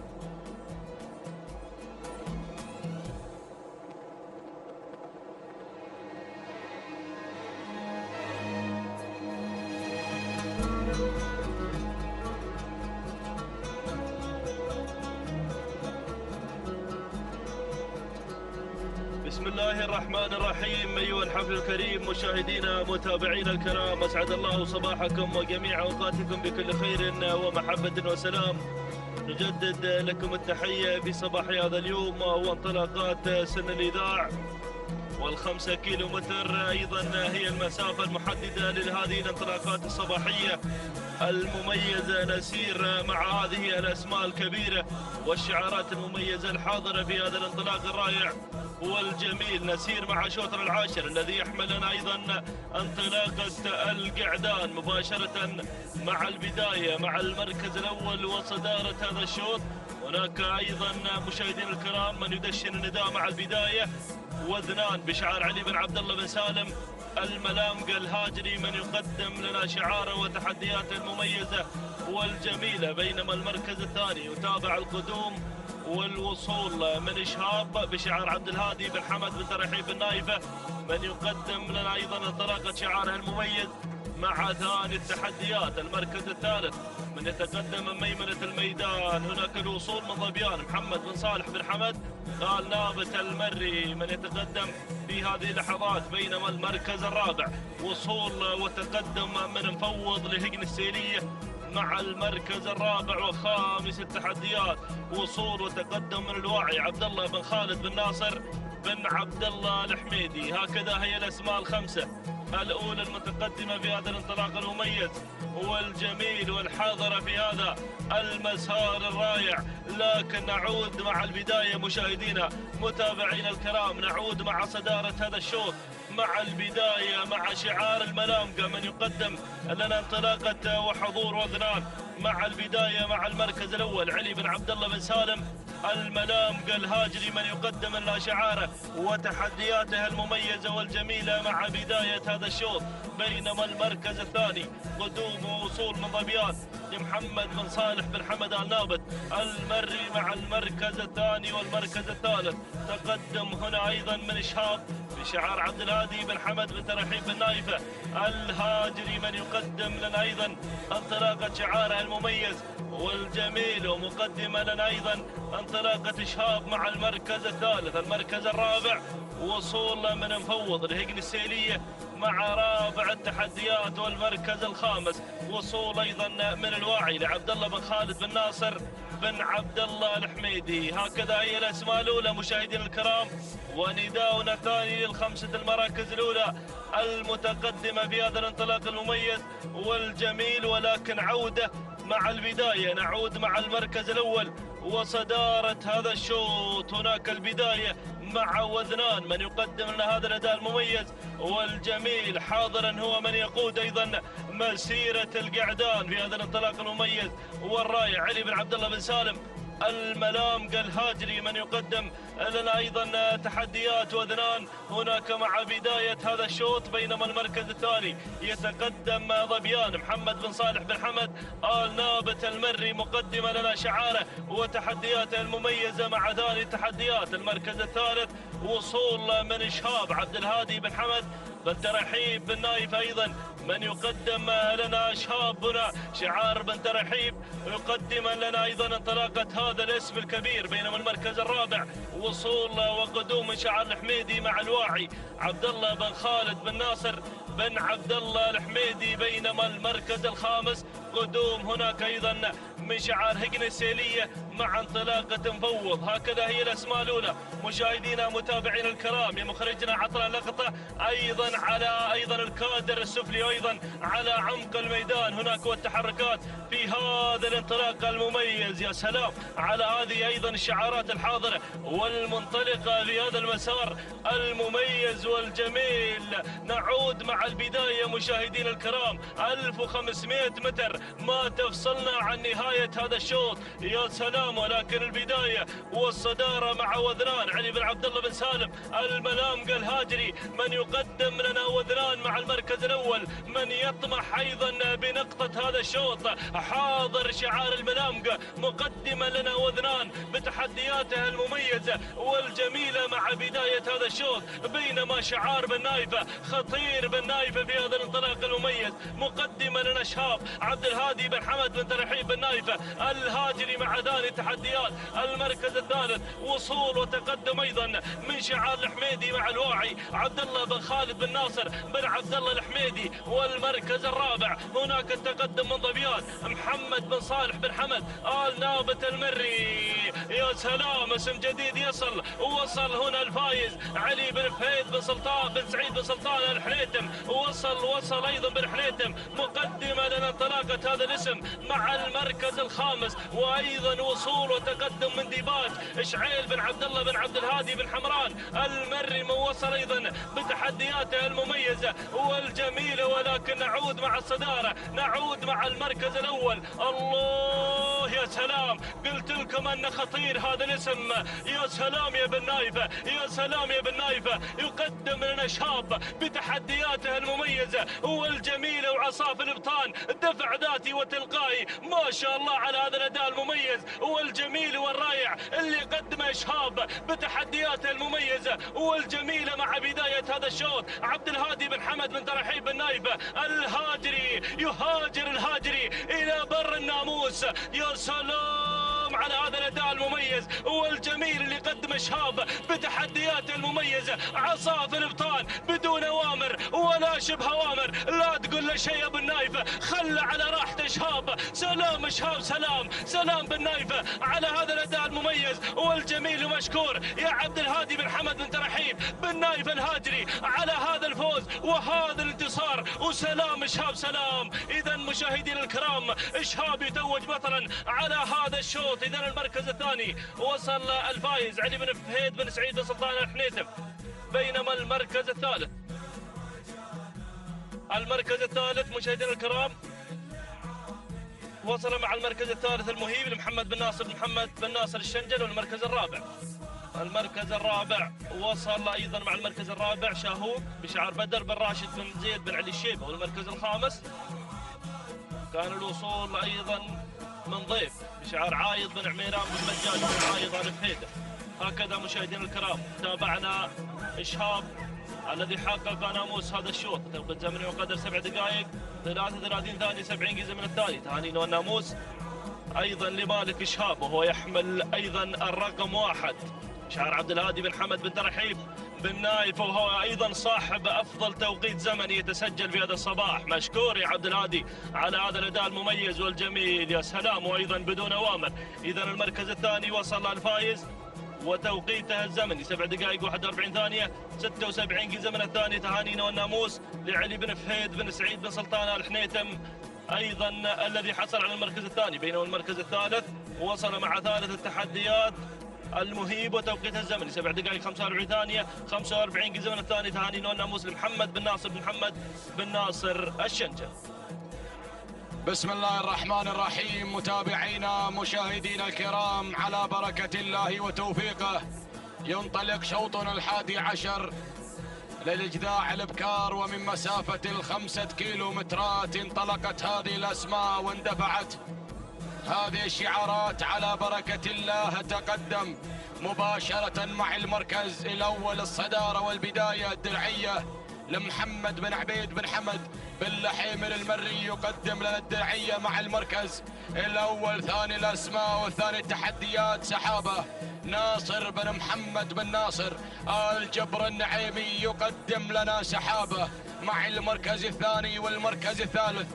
تصل في هذه اللحظات وتنطلق مع المركز الثالث الشايبة مبارك بن سعيد بن عبد الله بن رغش العسكري يقدم لنا في هذه الأثناء الشايبة أبناء السلطنة متواجدين في هذه الانطلاقة وفي هذه الاندفاع. المركز الرابع رابع التحديات شقرة محمد بن عبد الله بن حمد بن عريج المري يتقدم مع المركز الرابع. وخامس الأسماء خامس التحديات رموز طاحوس بن وسام بن سلطان بن سعد الهاجري يقدم لنا في هذه اللحظات رموز. هكذا كانت النتيجة متابعينا مشاهدينا الكرام للخمسة المراكز المنطلقة والمنتفعة. أعود مع المركز الأول، أعود مع البداية. سحابة غيرت وانطلقت مع المركز الأول ناصر بن محمد بن ناصر آل جبر النعيمي، ولكن الله يا رموز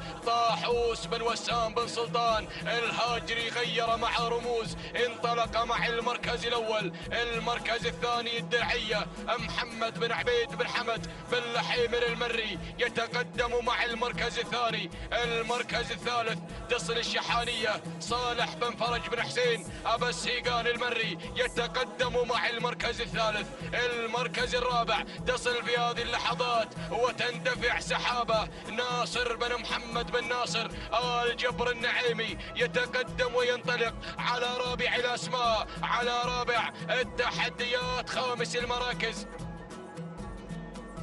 المركز الخامس تتقدم في هذه اللحظات وتنطلق بشعار العسكري تندفع في هذه الأثناء وتنطلق. من تندفع مع المركز الخامس شايبة مبارك بن سعيد بن عبد الله بن رغش العسكري يقدم لنا الشايبة مع المركز الخامس. نداؤنا الثاني للخمسة المراكز المنطلقة والمندفعة، ولكن رموز مع المركز الأول، رموز مع البداية. طاحوس بن وسام بن سلطان الهاجري يقدم لنا رموز يندفع برموز مع المركز الأول مع أول الأسماء. المركز الثاني الدرعية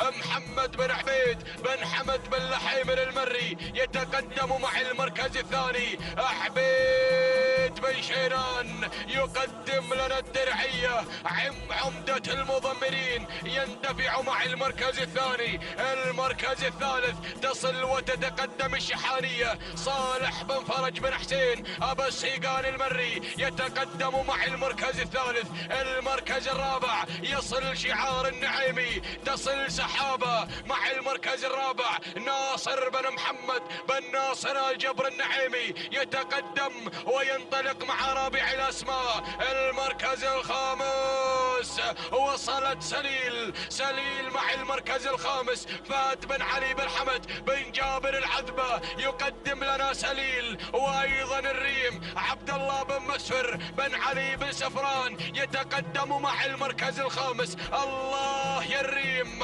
ولكن رموز مع المركز الأول، رموز مع البداية. يا بن وسام ينطلق مع المركز الأول. طاحوس بن وسام بن سلطان الهاجري يتقدم مع المركز الأول، اندفع مع الريادة. الله يا رموز تنطلق مع المركز الأول، تنطلق نحو الناموس نحو الانتصار. يا بن وسام وصلت الأسماء، وصلت سحابة مع المركز الثاني. ناصر بن محمد بن ناصر آل جبر النعيمي 1200 متر ما تبقى عن خط النهاية. المركز الثالث تصل الريم عبد الله بن مسفر بن علي بن سفران يتقدم مع المركز الثالث. المركز الرابع تصل في هذه اللحظات سليل فهد بن علي بن حمد بن جابر العذبة. المركز الخامس الدرعية محمد بن عبيد بن حمد بن لحيمر المري يتقدم مع المركز الخامس. ولكن أعود مع رموز، أعود مع شعار بن وسام. طاحوس بن وسام بن سلطان الهاجري يقدم لنا رموز يندفع مع رموز، ولكن سحابة يا ناصر بن محمد محمد بن ناصر الجبر النعيمي. وصل الزعبي نفاه سعيد بن بطي الزعبي يصل الشرس مع المركز الثالث. المركز الرابع بلبلة سعيد بن علي بن سعيد بن محيرة يتقدم مع المركز الرابع، ولكن سحابة يا النعيمي بن محيرة يتقدم مع المركز الثاني، يندفع مع بلبلة سحابة بلبلة. الأمتار الأخيرة، اللحظات الأخيرة، النعيمي بلبلة سحابة وبلبلة. الأمتار الأخيرة، اللحظات الأخيرة، نفاه مع المركز الثالث، ولكن سحابة بلبلة يا الله يا سحابة. بلبلة غيرت وانطلقت مع المركز الأول. سلام يا بن محيرة، سلام. سحابة وبلبلة، ولكن بلبلة. سلام يا مالك بلبلة، سلام. تهانينا والناموس لمالك بلبلة. سعيد بن علي بن سعيد بن محيرة المري المركز الثاني. سحابة مع المركز الثاني بشعار ناصر بن محمد بن ناصر النعيمي المركز الثالث. نفاه سعيد بن بطي الزعبي المركز الرابع. رموز طاحوس بن وسام الهاجي المركز الخامس. شبا عبد الله بن علي بن عبد الله المري. إذن متابعينا مشاهدينا الكرام، تهانينا والناموس لمالك بلبلة سعيد بن علي بن سعيد بن محيرة المري. التوقيت الزمني 7 دقائق 40 ثانية 86 جزء من الثانية. تهانينا والناموس المركز الثاني وصلت فيه سحابة ناصر بن محمد بن ناصر النعيمي 7 دقائق 40 ثانية 90 جزء من الثانية. تهانينا والناموس المركز الثالث وصلت نباه بشعار سعيد بن بطي الزعبي 7 دقائق 42 ثانية 35 جزء من الثانية. تهانينا والناموس للجميع.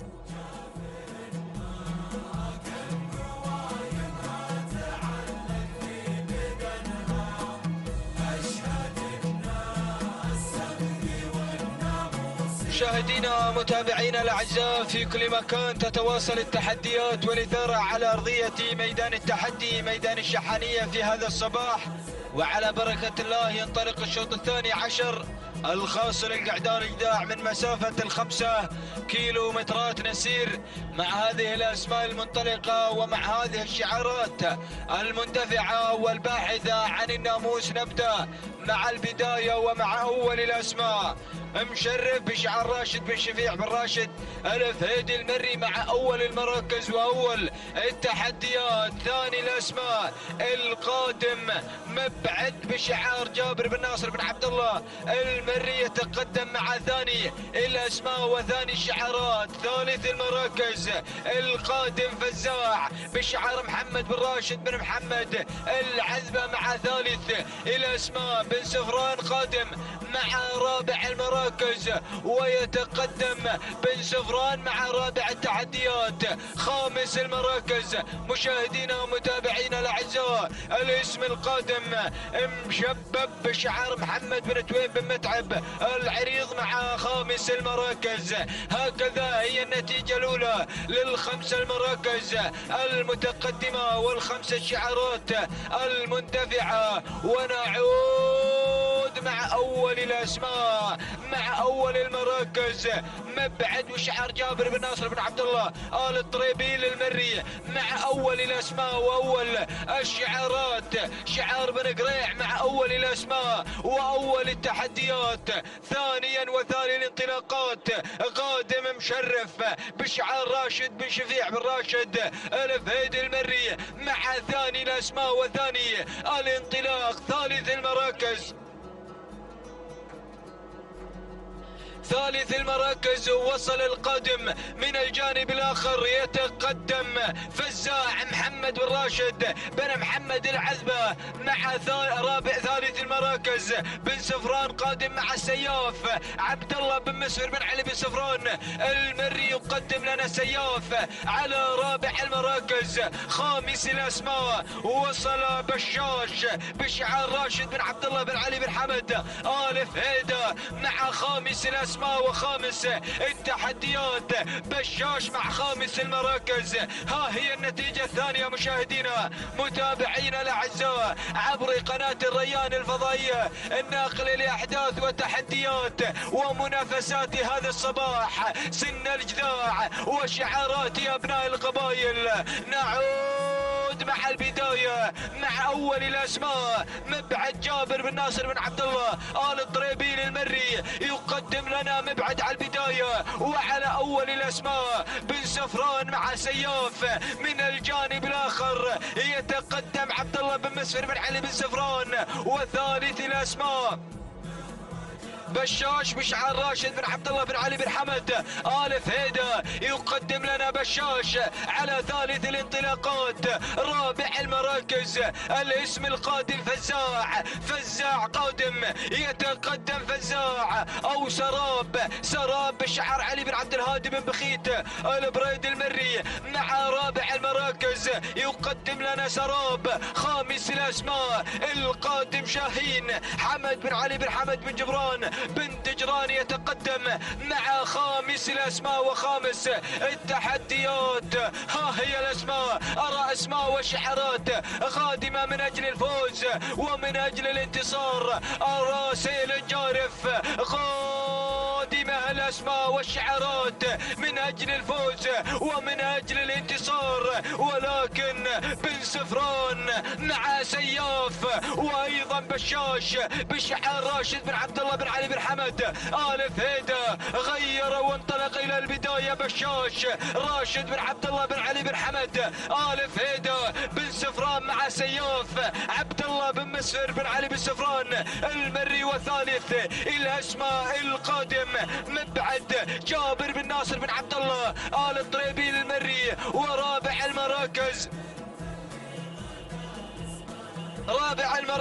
القادم سراب علي بن عبد الهادي بن بخيت البريدي المري. وايضا وصل الصعاق يتقدم مع رعد متعب بن علي بن محمد الصعاق المري. ووصل شعار الشنجل ووصلت الاسماء وصلت الشعارات، لكن بن سفران على البدايه مع المقدمه. ولكن الاسم اللي غير وانطلق شاهين حمد بن علي بن حمد بن جابر بن تجران يتقدم مع اول الاسماء واول البدايه. بن تجران مع اول الاسماء واول الشعارات. شاهين وسراب ثانيا علي بن عبد الهادي بن بخيت البريدي. سياف من الجانب الاخر بن سفران مع سياف عبد الله بن مسفر بن علي بن سفران المري. من الجانب الاخر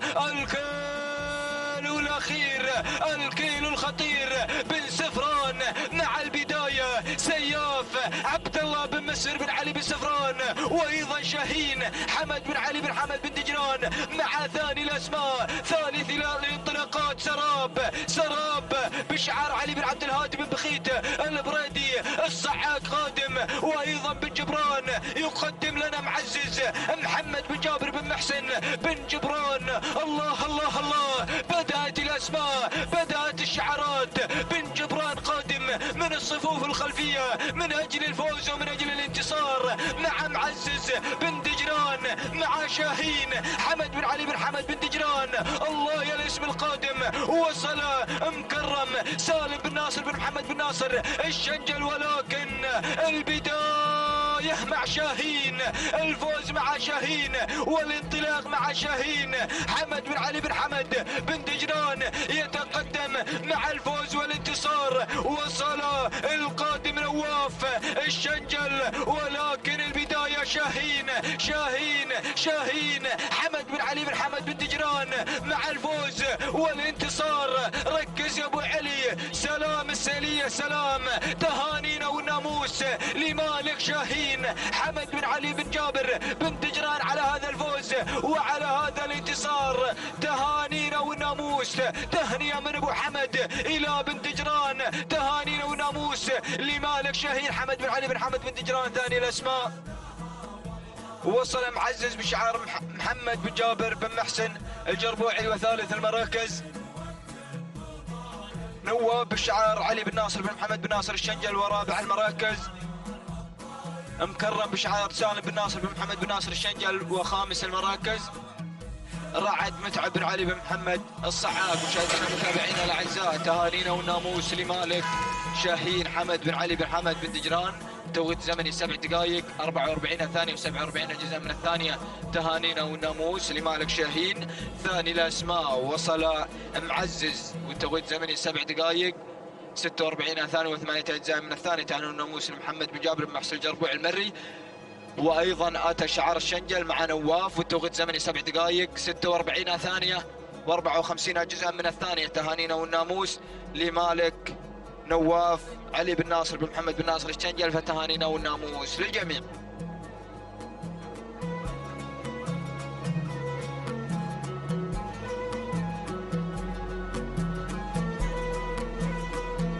بسم الله الرحمن الرحيم. بسم الله نبدأ مع انطلاقة شوط جديد فعاليات الشوط الثالث عشر بتعداد منافسات وتحديات هذه الفترة الصباحية لانطلاقات سن الإجذاع. لنتابع معكم المتعة مع تحديات شعارات أبناء القبائل، شعارات أبناء هذه الدولة الحبيبة وأبناء أيضا دول مجلس التعاون المشاركين مع منافسات هذه الرياضة، رياضة الآباء والأجداد. نبدأ مع مسيرة وانطلاقات أول المراكز ودائرة الأسماء الخمسة الأولى الحاضرة والمتواجدة. لنرى معكم وبحضراتكم أول المراكز.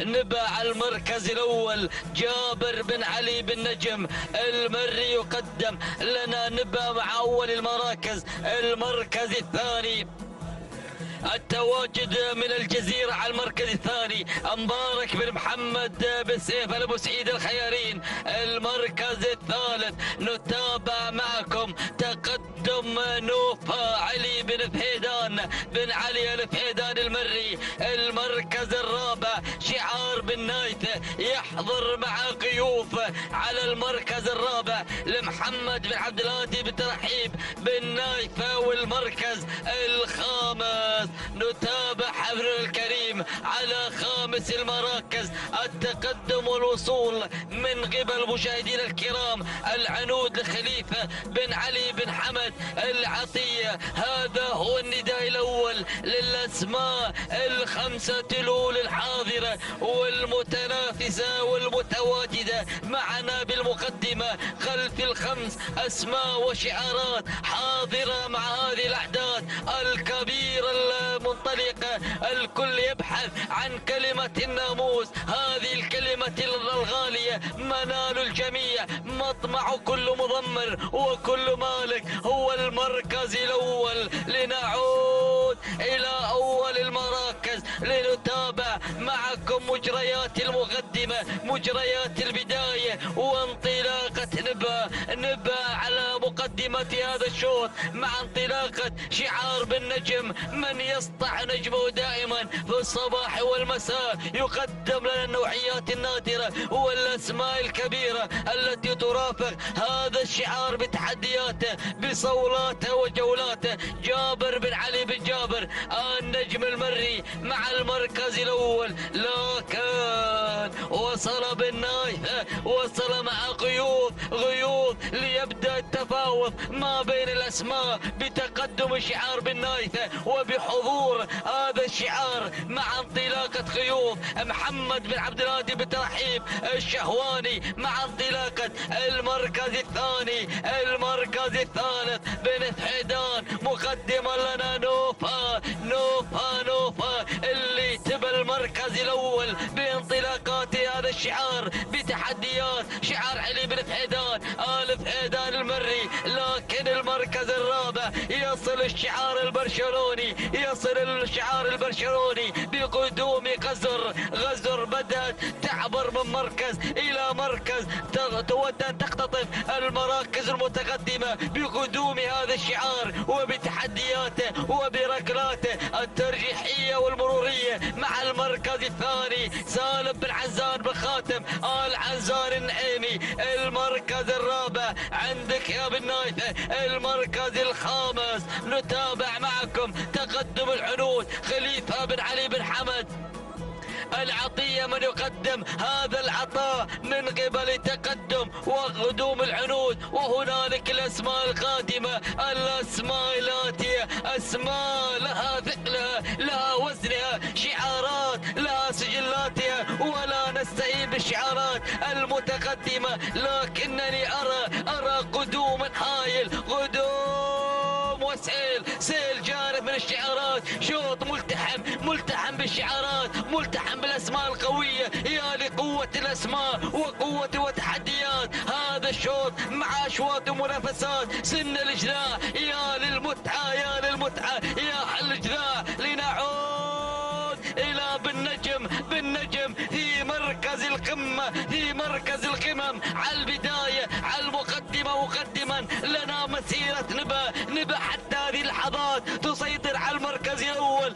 المركز الثاني الله يا غزر مع النعيمي مع انطلاقات وتحديات، شعار سالم بن عزام خاتم آل عنزان النعيمي. المركز الثالث القدوم من شعار بن ثعيدان.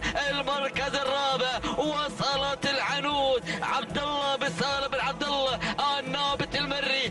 المركز الخامس وصل المقامر ليبدأ بمغامرة حديثة، بمغامرة جديدة من قبل تقدم ترتيب ويش الترتيب يا الزعبي مع انطلاقة المركز الرابع والخامس. بدأت الأسماء تتدخل ببعضها البعض مع الأمتار الأقل، الأمتار القليلة النهائية. الله يا النعيمي مقدما لنا انطلاقة غزر عبرت نحو المركز الأول، تمر وتعبر مع البداية، لكن نبا غزر نبا. الله يا الأسماء الحاضرة، القدوم من قبل عنود عبد الله بن سالم بن عبد الله النابت المري. المركز الرابع وصول ترتيب محمد بن حمد بن راشد آل حزبة، لكن البداية غزر المقدمة، غزر النواميس، غزر التحديات، غزر يا النعيمي، غزر مع اختطاف ومعانقة الناموس. لكن الزعبي غادم الزعبي. تابع يا ابو سحيم قدوم شعار المقامر. الله يا غزر ترتيب غزر. اللحظات الحاسمة، اللحظات النهائية، لكن البرشلوني عذبوني البرشلوني مع الناموس يختطف هذه اللحظات مع انطلاقة أول المراكز. ناموسي هذا الشوط الثاني والتبريكات نزفوا لسالم بن عزام خاتم آل عنزان النعيمي. المركز الثاني وصل الترتيب مع المركز الثاني لمحمد بن حمد بن راشد العذبة مع راشد بن متزعبي. المركز الثالث كان الوصول من قبل عنود لعبد الله بن سالم النابت المري. المركز الرابع نبا لجابر بن علي النجم المري. خامسا كان الوصول من قبل مشاهدينا الكرام مشكورا لمبارك بن عبد الله بن ثواب القحطاني. مشاهدينا الكرام متابعينا الاعزاء، كانت الفائزة غزر في شوط الذي قضى قبل قليل بتوقيت زمني وقدره 7 دقائق 41 80 جزء من الثانية. الثاني والتبريكات نزف والي مالك غزر سالم بن عزام خاتم العنزان النعيمي. المركز الثاني وصل الترتيب 7 دقائق 42 18 جزء من الثانية. الثاني والتبريكات نزف والي مالك ترتيب من حضت على المركز الثاني محمد بن حمد بن راشد العذبة، واتهم المغامر على هذا الفوز المستحق. المركز الثالث وصلت العنود 7 دقائق 44 6 اجزاء من الثانية. الثاني والتبريكات عبد الله بن سالم بن عبد الله النابت المري على هذا الفوز المستحق.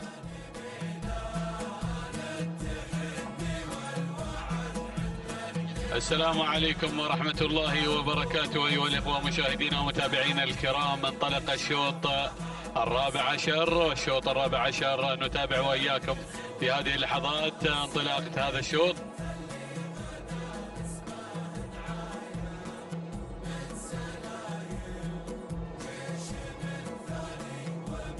هنا هذا الشوط وشوط ختام الأشواط العامة، وبعدها تبتدي الأربع الأشواط الإنتاج، 4 أشواط إنتاج بعد هذا الشوط نتابع وإياكم، أو 6 أشواط إنتاج نتابع هنا في هذه اللحظات. المركز الأول والمقدمة والصدارة مع المركز الأول. هناك نوايا لمحمد بن راشد بن صقر المريخي على المركز الأول، بينما النقلة على المركز الثاني جود لخالد بن راشد بن عبد الله الفهيدان المري من الجانب الأيمن. بينما المركز الثالث نتابع صاحبة المركز الثالث ووصول أيضا صاحبة المركز الثالث شعار بن عقيل قادم مع المركز الثالث. نتابع في هذه اللحظات الوصول هناك أيضا مع هذه الأسماء اللي أيضا قادمة. نتابع هناك اللي هي أيضا الصيفي لسالم بن علي بن سعيد السفران قادم هنا في هذه اللحظات مع الصيفي اللي على المركز الرابع. المركز الثالث نتابع هناك اللي قادمه اللي اختبار محمد بن مبارك بن ناصر الخليفه قادمه في هذه اللحظات مع اختبار. بينما المركز الخامس نتابع القدوم من سمحه لسعيد بن محمد بن حمد بن سالمين المري مع سمحه على المركز الخامس. هذه النتيجه للخمس المراكز الاولى المنطلقه على المقدمه. ونعود الى المركز الاول والصداره والمقدمه. هناك نتابع المركز الاول في هذه اللحظات اللي هي نوايا لمحمد بن راشد بن صقر المريخي، ولكن ارى شعار بن فهيدان. شعار بن فهيدان بدات تتسلل جود لخالد بن راشد بن عبد الله الفهيدان المري، وبقياده متعب بن عبد الله الفهيدان من يرافقها في عمليه التضمير ويتابعها في هذه اللحظات. هنا نتابع هذا الشعار وهذا الانطلاق. بينما النقله على المركز الثالث والوصول مع المركز الثالث او الندى لصاحبه المركز الثالث اللي هي نتابعها وزن لحمد بن عنزان اللي قادمه في هذه اللحظات. اللي قادمه وزن لحمد بن عنزان بن محمد النعيمي على المركز الثالث. المركز الرابع نتابع هنا القدوم مع شعار حمد بن جر الله آل حسين. هناك قادم مع عناية حمد بن جر الله هنا في هذا الأداء مع المركز الرابع. المركز الخامس اللي قادمة هناك تنويه سعيد بن محمد بن تويم بن متعب العريض اللي قادم في هذه اللحظات مع تنويه ومع هذا الشكل الجميل ما شاء الله تبارك الله على هذا الشكل الممتاز مع خامس المراكز في هذه اللحظات وانطلاقتها في هذا الأداء والتميز. ولكن بنعود إلى مقدمة الشوط، بنعود إلى المقدمة إلى الصدارة. جود يا جود اللي على المركز الأول على المقدمة. خالد بن راشد بن عبد الله الفهيدان المري مع المركز الأول على المقدمة مع جود منطلقة ومندفعة في مقدمة هذا الشوط. نتابع اندفاعاتها بالمركز الأول وفي المقدمة هناك مع شعار بن فهيدان. الشعار بن فهيدان من يعرف المقدمة جيدا، يعرف الفوز، يعرف النواميس، يعرف السيارات، يعرف ايضا التحديات.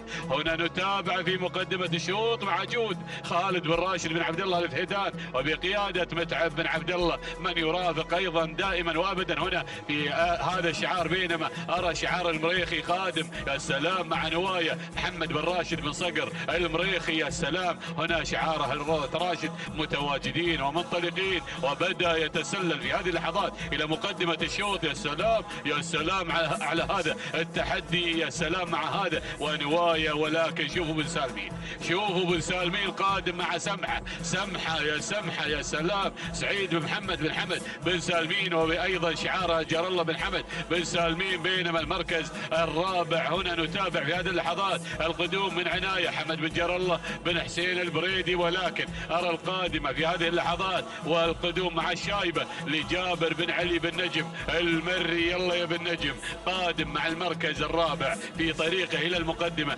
بينما ارى اسم جديد بدات تتدخل. يا سلام يا سلام يا عهد محمد بن ثاني بن عبد الله الفضيل الهاملي. ايضا قدوم اخر من حاف راشد بن علي بن حمد بن حتروش مع بن عماره. يلا يا حمد يلا يا ابو طالب. يا سلام يا هذا الشوط يا سلام. ولكن بنعود المريخي يا سلام. نوايا يلا يا ابو راشد يلا يا ابو راشد. يا سلام يا سلام نبي نرسل السلامات لها الروضة راشد مع ال 1200 متر الأخيرة هنا بانطلاقة قوية باندفاع مع نوايا محمد بن راشد بن صقر المريخي على المركز الأول على المقدمة. يا سلام يا نوايا، نوايا يا نوايا، يا سلام يا هل ترى نوايا بتقوم راس وتنتهي راس؟ الله أعلم. هذه نوايا يا سلام مع بوابة الكيلو المتر الأخير، بدأ بفهدان مع جود. الله يا جود، الله يا جود، قادمة لخالد بن راشد بن عبد الله الفهدان على المركز الثاني بانطلاقتها. بينما المركز الثالث بن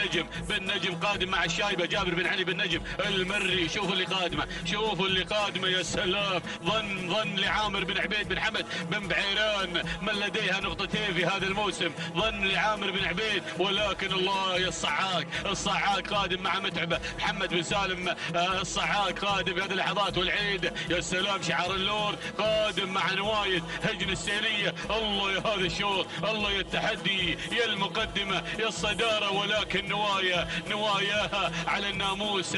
نوايا الله يا نوايا على هذا الأداء والمقدمة والصدارة مع نوايا اللي بالمركز الأول محمد بن راشد بن صقر المريخي هنا بفهدان على المركز الثاني مع جود خالد بن راشد بن عبد الله الفهدان مع المركز الثاني والمحاولات الأخيرة والصعاق قادم. يا سلام، ركز يا علي يا بن سالم، ركز يا علي هنا مع القدوم مع المركز الثالث. الله، ولكن نوايا محمد بن راشد بن صقر المريخي. سلام يا الروضة راشد، سلام والتحية والاحترام، سلام على الفوز على هذا التحدي. ما شاء الله تبارك الله، تقوم راس وتنتهي راس. سلام روضة راشد، سلام لها النوايا محمد بن راشد بن صقر المريخي، سلام وتحية واحترام مع هذا الفوز. بينما المركز الثاني وصلت متعبة لمحمد بن سالم الصعاق المركز الثالث، جود لخالد بن راشد بن عبد الله الفهدان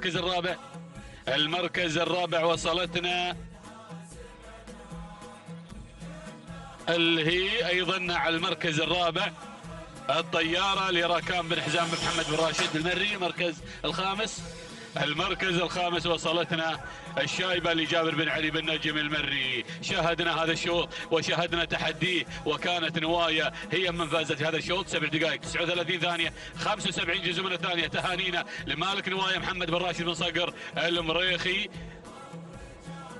ايضا هنا صاحبة المركز الثاني اللي هي متعبة، توقيتها 7 دقائق 40 ثانية 91 جزء من الثانية. تهانينا لمحمد بن سالم الصعاق المري، والثانية ايضا للوالد ايضا سالم بن علي الصعاق. بينما المركز الثالث وصلت جود، توقيتها الزمني 7 دقائق 41 ثانية 15 جزء من الثانية. تهانينا والناموس لخالد بن راشد بن عبد الله الفهدان المري.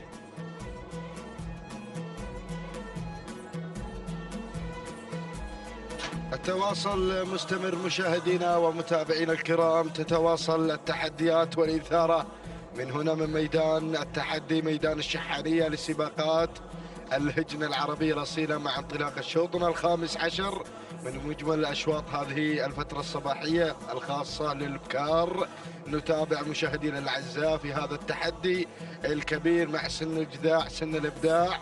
نتابع صدارة هذا الشوط ومقدمة المركز الأول شعار بن نايفة يأتي مع شديدة حمد بن تراحيب بن حمد بن نايفة الهاجري على أول المراكز. بينما النقل مباشرة مشاهدينا الكرام مع شواهين لمحمد بن سالم بن مسلم بن جار الله النابت المري. بينما المركز الثالث نتابع القادمة في هذه اللحظات سهم للسيد حمد بن سالم بن هدفة المري على مستوى المركز الثالث. بينما المركز الرابع تحمل رقم 10، هذه مشاهدينا الأعزاء لمحة لراشد بن بطي بن محمد الحسنة المري على مستوى المركز الرابع. وخامس التحديات نتابع الأسماء القادمة، وهنا أيضا مشاهدينا الأعزاء وصول من شعار الشهواني القادم بتحديات هذا الاسم الكبير المنطلق. مشاهدينا الأعزاء على مستوى المركز الخامس شعار سعيد بن عبد الهادي بن علي الشهواني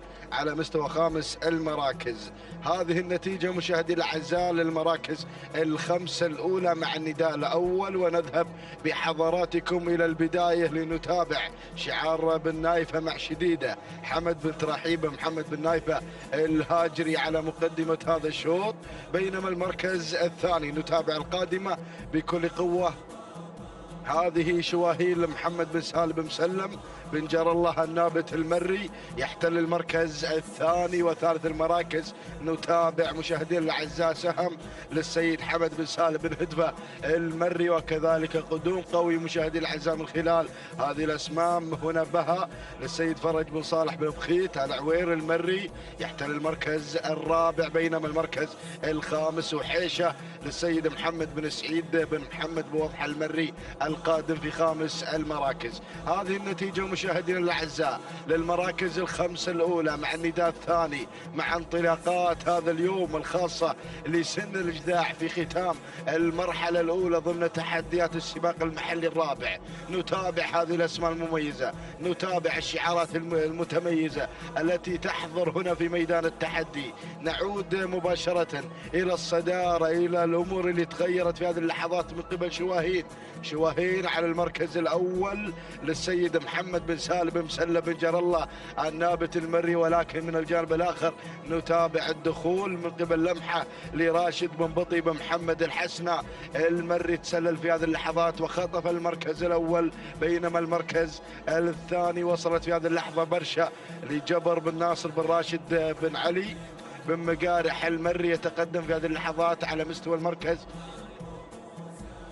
الثاني، بينما المركز الثالث شعار بن نايفة مع شديدة حمد بن ترحيب محمد بن نايفة الهاجري على ثالث المراكز. والمركز الرابع نتابع مشاهدينا الاعزاء الانطلاق من قبل مزنة للسيد عبد الله بن محمد بن سيف البوسعيد الخيارين يتواجد على مستوى المركز الرابع، بينما المركز الخامس القادمة مشاهدينا الكرام ومتابعينا الافاضل في هذه اللحظات ربدة السيد عبد الله بن نهار بن ناصر بن ماجد النعيمي. هذه النتيجة مشاهدينا الأعزاء في أول أشواط الإنتاج والمنتجين. نتابع مشاهدينا الأعزاء من خلالها منافسة كبيرة وتحدي رائع ما بين هذه الأسماء الكبيرة. نتابع الصدارة، نعود مع لمحة مشاهدي الأعزاء تتصدر وتنطلق في صدارة هذا الشوط للسيد راشد بن بطي بن محمد الحسنى المري، ولكن القادمة بكل قوة مع ثاني المراكز. هذه مشاهدينا الأعزاء القادمة والمنطلقة. نتابع في هذه اللحظات مشاهدينا الاعزاء القادمه والمنطلقه ابعاد لجار الله بن سالم بن مسعود بشريده العذبه المري، ولكن نتابع شعار بن نايفه يعود مره اخرى للمنافسه والتحدي.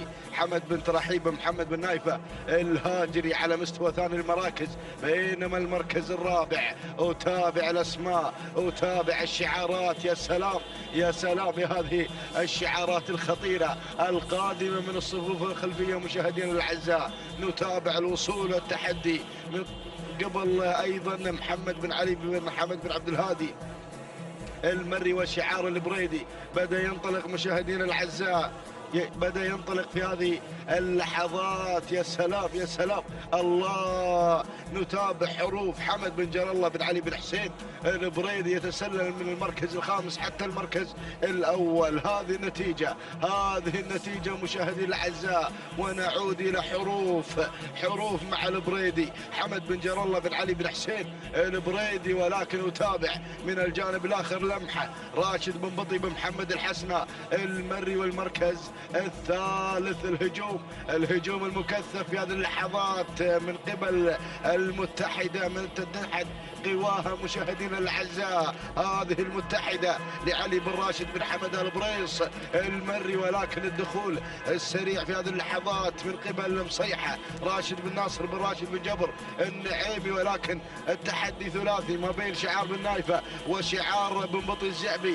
ايضا هنا شعار بن جبر يتسلل شامل على الجميع، وينطلق مع مصيحة مع صيحات الجماهير، ولكن شديدة مع البريدي. والقادمة الله لؤلؤة قادمة مشاهدين الأعزاء لعبد العزيز بن خالد بن عبد الله العطية، ولكن الصدارة مع مصيحة لراشد بن ناصر بن راشد بن جبر النعيمي، وشديدة من الجانب الآخر، شديدة مشاهدين الأعزاء للسيد حمد بن ترحيب محمد بن نايفة الهاجري على الصدارة. ينطلق مشاهدين الأعزاء، يغير في الأمتار الأخيرة، يخطف أشواط الإنتاج. سلام يا بن نايفة سلام. الله النقطة الثانية لهذا الشعار مع شديدة تهانينا والناموس لحمد بن ترحيب محمد بن نايفة الهاجري على هذا الفوز. المركز الثاني مصيحة لراشد بن ناصر بن راشد بن جبر النعيمي. المركز الثالث وصلت في مشاهدينا الكرام بها لفرج بن صالح بن بخيت المري. المركز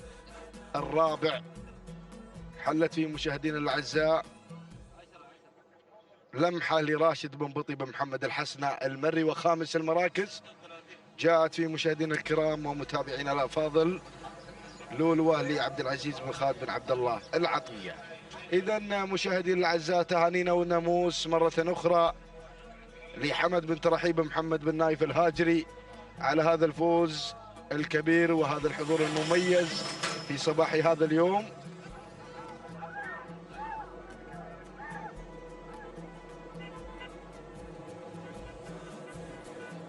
للسيد حمد بن ترحيب محمد بن نايف الهاجري 7 دقائق 44 ثانية 63 جزء من الثانية. تهانينا والناموس. المركز الثاني حلت فيه مصيحة لراشد بن ناصر بن راشد بن جبر النعيمي. التوقيت الزمني 7 دقائق 45 ثانية 7 أجزاء من الثانية. تهانينا والناموس. بينما المركز الثالث وصل شعار بالدرعة من قدم لنا بها لفرج بن صالح بن بخيت المري. التوقيت الزمني 7 دقائق و45 ثانية و41 جزء من الثانية. تهانينا والناموس لجميع الفائزين. تتواصل مشاهدي الأعزاء التحديات والانطلاقة. ينطلق شوط رئيسي آخر خاص للإنتاج وهو الشوط السادس عشر الخاص للقعدان. نتابع هذه التحديات مشاهدينا الأعزاء على أرضية ميدان الشحانية ضمن تحديات سباق سن الجذاع. نتابع صدارة هذا الشوط ونتابع رصاد للسيد علي بن محمد بن علي بن سعيد بو شارف المري يتواجد على مقدمة هذا الشوط. بينما المركز الثاني الأسد للسيد صالح بن علي بن سالم بن سنيد الدعية. يتواجد شعار الدعية على ثاني المراكز ويقدم لنا الأسد في هذه اللحظة. والمركز الثالث مطرب للسيد فهد بن مبارك بن راشد الحباب الهاجري يتواجد على ثالث المراكز. بينما النقل مباشرة إلى المركز الرابع لنتابع شعار العطية القادم بتحديات هذا الاسم الكبير القادم مشاهدينا الأعزاء من خلال انطلاقة السمح للسيد محمد بن خالد بن عبد الله العطية. والمركز الخامس نتابع مشاهدينا الأعزاء الوصول من قبل شباب للسيد عبد الله بن سالم بن مسلم بن جر الله النابت المري. هذه النتيجة مشاهدي الأعزاء للمراكز الخمسة الأولى. ونعود مباشرة إلى شعار بو شارب علي بن محمد بن علي بن سعيد بو شارب المري يتواجد مع راصد على مقدمة هذا الشوط.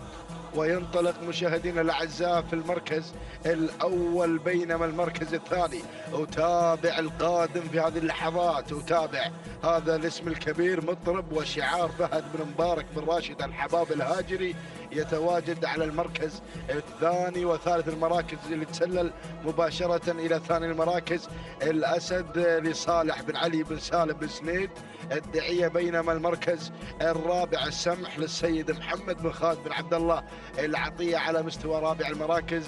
والمركز الخامس نتابع شباب لعبد الله بن سالم بن مسلم بن جر الله النابت المري. هذه المراكز الخمس الأولى المندفعة مشاهدي الأعزاء والباحثة بناموس هذا الشوط بقيادة شعار بو شارب من يتواجد في المركز الأول وينطلق مع راصد لعلي بن محمد بن علي بن سعيد بوشارب المري على مقدمة هذا الشوط، بينما المركز الثاني مشاهدينا الأعزاء نتابع الهجوم المكثف من قبل شعار الدعية مع الأسد. هذا هو الأسد وشعار الدعية صالح بن علي بن سالم بن سنيد. الدعية على المركز الثاني والمركز الثالث أتابع السمح لمحمد بن خالد بن عبد الله العطية على مستوى المركز الثالث، بينما المركز الرابع القادم في هذه اللحظات شباب لعبد الله بن سالم بن مسلم بن جار الله النابت المري على رابع المراكز. والمركز الخامس نتابع يا ابو حمد على مستوى المركز الخامس في هذا الانطلاق وفي هذا التحدي الكبير. مع ختام هذا النداء نتابع الاسماء القادمه والشعارات المميزه التي تشارك وتنطلق هنا على ارضيه ميدان الشحانيه والوصول في هذه اللحظات من قبل مبلش بشعار حمد بن محمد بن حمد بن نايفه الهاجري، وكذلك الاسماء. وهناك اسماء خطيره قادمه بكل قوه، ولكن نذهب مشاهدينا الاعزاء الى الصداره لنتابع الامور لا زالت حتى هذه اللحظات مع راصد للسيد علي بن محمد بن علي بن سعيد بوشارب المري. ينطلق مشاهدينا الاعزاء في صداره هذا الشوط، بينما المركز الثاني يتواجد الاسد لصالح بن علي بن سالم بن سنيد الدعيه على ثاني المراكز، وثالث التحديات السمح لمحمد بن خالد بن عبد الله العطيه، بينما المركز الرابع القادم بتحدياته الكبيره شباب لعبد الله بن سالم بن مسلم بن جار الله النابت المري، وشعار بن نايف في المركز الثالث مع مبلش للسيد حمد بن محمد بن حمد بن نايفه الهاجري على خامس المراكز. هذه النتيجة مشاهدينا الأعزاء، هذه النتيجة، وبدينا نقترب من المنعطف الأخير والاتجاه المستقيم إلى خط النهاية. كيلو ونصف الكيلو على الناموس يا ابو شارب. ركز مع هذا الانطلاق الكبير. راصد مشاهدينا الاعزاء يترصد الناموس والفوز بشعار ابو شارب. علي بن محمد بن علي بن سعيد ابو شارب المري يقدم لنا راسد على الصداره، ولكن القادم شعار العطيه مع السمح على المستوى المركز الثاني محمد بن خالد بن عبد الله العطيه، بينما الدعيه يتواجد شعاره في المركز الثالث من خلال تواجد الاسد صالح بن علي بن سالم بن سنيد الدعيه، والقادم احلى. وصل براق لسعيد بن عبد الهادي بن علي بن عبد الهادي الشهواني على ربيع المراكز، يظهر لاول اذاعه له في هذا الشوط، وكذلك قدوم قوي من قبل موحش لعلي بن فهد بن محمد الزبدان المري على مستوى المركز الخامس. هذه النتيجة مشاهدينا الأعزاء، ونذهب إلى ركب الصدارة إلى المقدمة. يا سلام، راصد على الصدارة لعلي بن محمد بن علي بن سعيد مشارب المري مع 800 متر الأخيرة، ولكن شعار الشهواني جاكم الشهواني مع براق سعيد بن عبد الهادي الشهواني يقدم هذا الانطلاق في ثاني المراكز من خلال تواجد براق، ولكن شعار مشارب مع البداية مع المقدمة راصد على الصدارة، ولكن الله براق غير في هذه اللحظات على حساب راصد. هذا هو براق مشاهدين الأعزاء للسيد سعيد بن عبد الهادي بن علي بن عبد الهادي الشهواني على المقدمة، يقدم لنا هنا براق مشاهدين الأعزاء يبرق في الأمتار الأخيرة. ينطلق مشاهدين الأعزاء، ينطلق بناموس هذا الشوط في أشواط الإنتاج، في أول أشواط الإنتاج يتواجد براق على الصدارة. الله يا براق سعيد بن عبد الهادي بن علي بن عبد الهادي الشهواني الهادي يتواجد، ولكن الله القادم هياض في الامتار الاخيره، ولكن خلاص الناموس مع براق. سلام يا الشهواني، سلام يا سعيد بن عبد الهادي بن علي بن عبد الهادي الشهواني على فوز براق بالمركز الاول وانتزاع اول اشواط الانتاج. المركز الثاني هياض لحمد بن محمد بن صالح بن بخيت الراشدي، بينما المركز الثالث جاء في مشاهدينا الكرام مخلف لفرج بن حمد بن علي الكريبي المري، بينما المركز الرابع حل في مشاهدينا الكرام راصد للسيد علي بن محمد بن علي بن سعيد بوشارب المري، بينما المركز الخامس مبلش لحمد بن محمد بن نايفه الهاجري. تهانينا وناموس مشاهدينا الاعزاء مرة اخرى لمالك براق سعيد بن عبد الهادي بن علي الشهواني. التوقيت الزمني 7 دقائق 36 ثانية 36 جزء من الثانية تهانينا والناموس. بينما المركز الثاني حل فيه مشاهدينا الكرام ومتابعينا الافاضل هياض لحمد بن محمد بن صالح بوقيت راشدي. توقيت الزمني 7 دقائق 37 ثانية 78 جزء من الثانية تهانينا والناموس. بينما المركز الثالث جاء في مشاهدينا الكرام مخلف لفرج بن حمد بن علي الكريبي المري. توقيت الزمني 7 دقائق 39 ثانية 53 جزء من الثانية تهانينا والناموس لجميع الفائزين.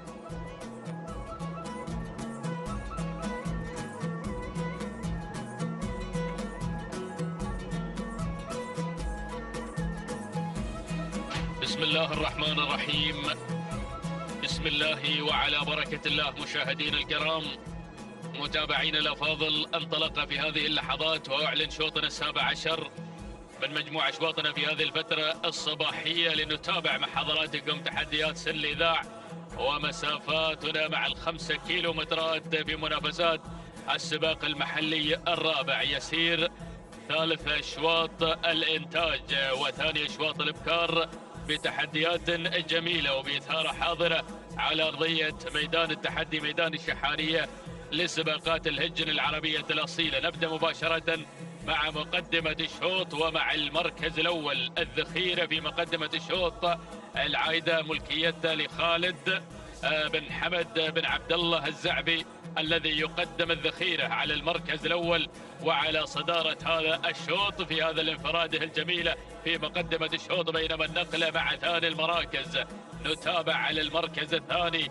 القادمة في هذه اللحظات وصول من سرابة اللي خذت المركز الثاني لسالم بن علي بن جابر بن سالم الحنزاب الذي يقدم سرابة على مستوى المركز الثاني. بينما في ثالث المركز الثالث نتابع في هذه اللحظات مشاهدينا الأعزاء اسم قادم يسير بتحديات جميلة، وصول وتحرك ممتاز من خلال تقدم فزع الخليفة بن علي بن حمد العطية الذي يقدم فزعه على المركز الثالث. ننتقل مباشرة إلى رابع المراكز وعلى المركز الرابع نتابع مشاهدينا الكرام في هذه اللحظات وفي هذه الأثناء هذه ارتياد لمحمد بن سالم بن محمد بن بخيت المري من يقدم ارتياد على مستوى المركز الرابع.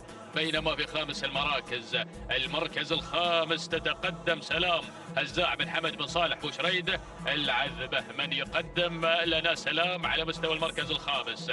5 مراكز مشاهدينا الأعزاء تتقدم في مسار هذا الشوط وشوط من أشواط الإنتاج والمنتجين ما شاء الله على التحديات الجميلة على أرضية ميدان التحدي ميدان الشحانية مع هذه الأسماء ومع هذه الشعارات المميزة التي تسير بجديد التحدي في عالم الأصايل وعالم سباقات الهجن ما شاء الله على هذه الأعداد وهذه النوعيات المميزة مع أشواط الإنتاج والمنتجين. نعود مباشرة مع مقدمة الشوط، نعود مع المركز الأول مع الصدارة والبداية سرابة على مقدمة الشوط اللي غيرت مباشرة اقتحمت الصدارة في وقت مبكر مع تحديات هذا المسار. سالم بن علي بن جابر الحنزاب يقدم شعاره ويقدم سرابة في قمة هذا الشوط في هذا الاندفاع الجميل في هذا الأداء المميز. بينما شعار الزعبي من تراجع المركز الثاني من خلال الذخيرة خالد بن حمد بن عبد الله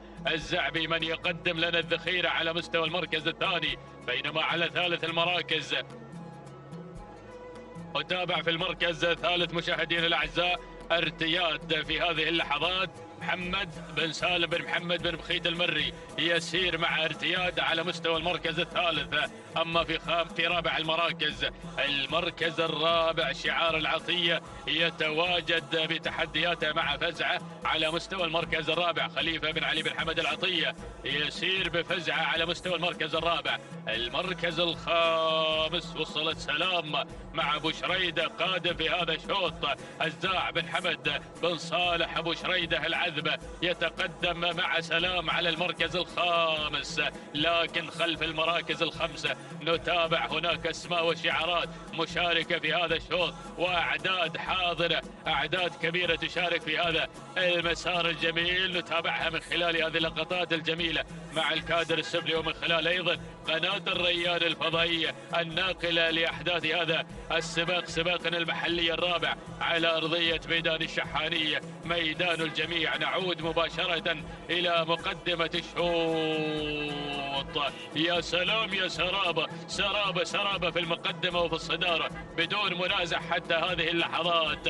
تأتي بهذه الانفرادة الجميلة، تأتي بهذا الانطلاق المتميز على قمة الهرم. سالم بن علي بن جابر بن سالم الحزاب يحافظ على مركز الصدارة من خلال سرابة المنطلقة في هذا الأداء المتميز. هذه سرابة مشاهدين الأعزاء بدأت تصنع فارق بينها وبين بقية الأسماء، لكن ارتياد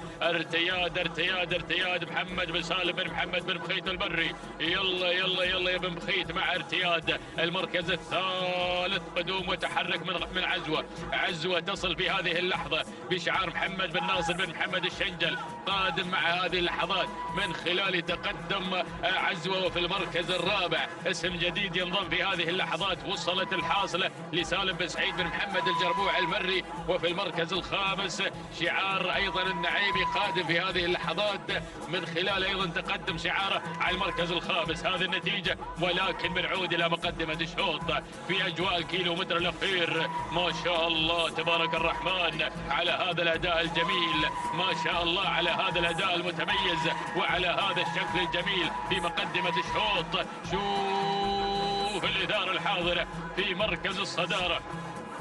سالم بن علي بن جابر بن سالم الحزاب يحافظ لا زال على مقدمة الشوط، لكن ارتياد في المركز الثاني في ثاني المراكز بشعار محمد بن سالم بن محمد بن بخيت المري. إلا أن سرابة في مقدمة الشوط في موقع آمن مشاهدينا الأعزاء. هذه سرابة مشاهدينا الكرام أعلنت المغادرة، أعلنت الانطلاق، حضرت في هذا الصباح هذا الحضور المشرف وبدأت هنا تستعرض مع اللحظات الأخيرة. سلام على هذا الأداء الجميل، سلام على هذا الأداء المتميز. سالم بن جابر بن سالم الحنزاب وسلمة يمينك يا الحنزاب على هذا الفوز. سرابة تحقق الناموس والانتصار. سرابة تحضر هنا حضور الكبار، سرابة تحضر في هذا الصباح معلن الفوز والانتصار، مؤكد التواجد في هذا الصباح. تهانينا لسالم بن علي بن جابر بن سالم الحنزاب على فوز سرابة بالمركز الأول في هذا الشوط. المركز الثاني وصلت ارتياد محمد بن سالم بن محمد بن بخيت المري. وفي المركز الثالث ثالث المراكز من وصلت مشاهدينا الأعزاء الخلاوية لخالد بن محمد بن ناصر بن جبر النعيمي. المركز الرابع الوصول كان من الشاذلية لمسعود بن ناصر بن سالم المكسور. المركز الخامس وصلت مشاهدينا الأعزاء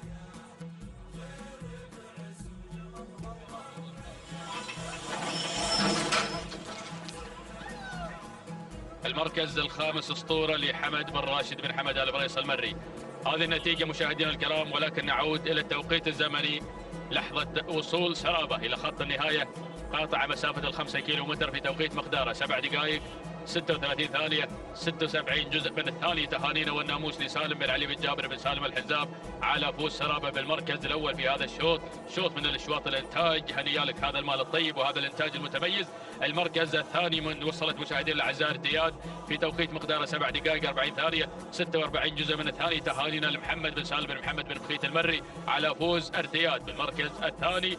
أما ثالث المراكز فكان من نصيب الخلاوية ولحظة وصولها إلى خط النهاية توقيتها الزمني 7 دقائق 48 ثانية 84 جزء من الثانية. تهانينا لخالد بن محمد بن ناصر الجبر النعيمي.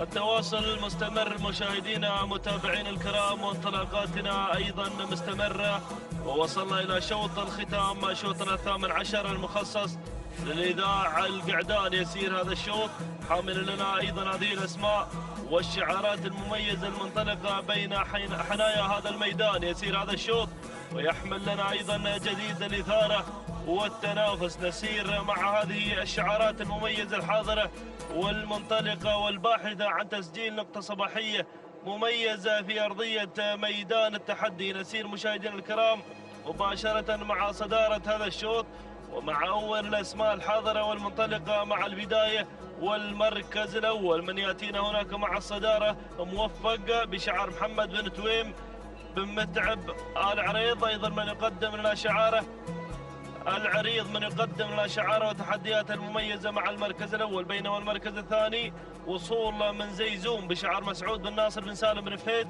المكسور، من يقدم لنا أيضا انطلاقة شعاره المميز مع ثاني التحديات. المركز الثالث وصول وتقدم من شاهين لصالح بن حمد القمرة مع المركز الثالث. والمركز الرابع الوصول والتقدم من مصدع بشعار خالد بن سالم بن فهد بن سالم الهاجري مع المركز الرابع. والمركز الخامس وصول وقدوم أيضا من قبل لوسيل بشعار راشد بن سالم بن جار الله بن سالمين المري. هكذا مشاهدينا الكرام هي الأسماء الخمسة المتقدمة في هذا الانطلاق المميز والجميل. ولكن عودة مع الصدارة، عودة مع المركز الأول وبداية هذا الشوط. هناك الصدارة والمركز الأول مع شعارك المكسور يلي تقدم لنا انطلاقة زيزوم مسعود بن ناصر بن سالم بن فهيد المكسور. يا سلام!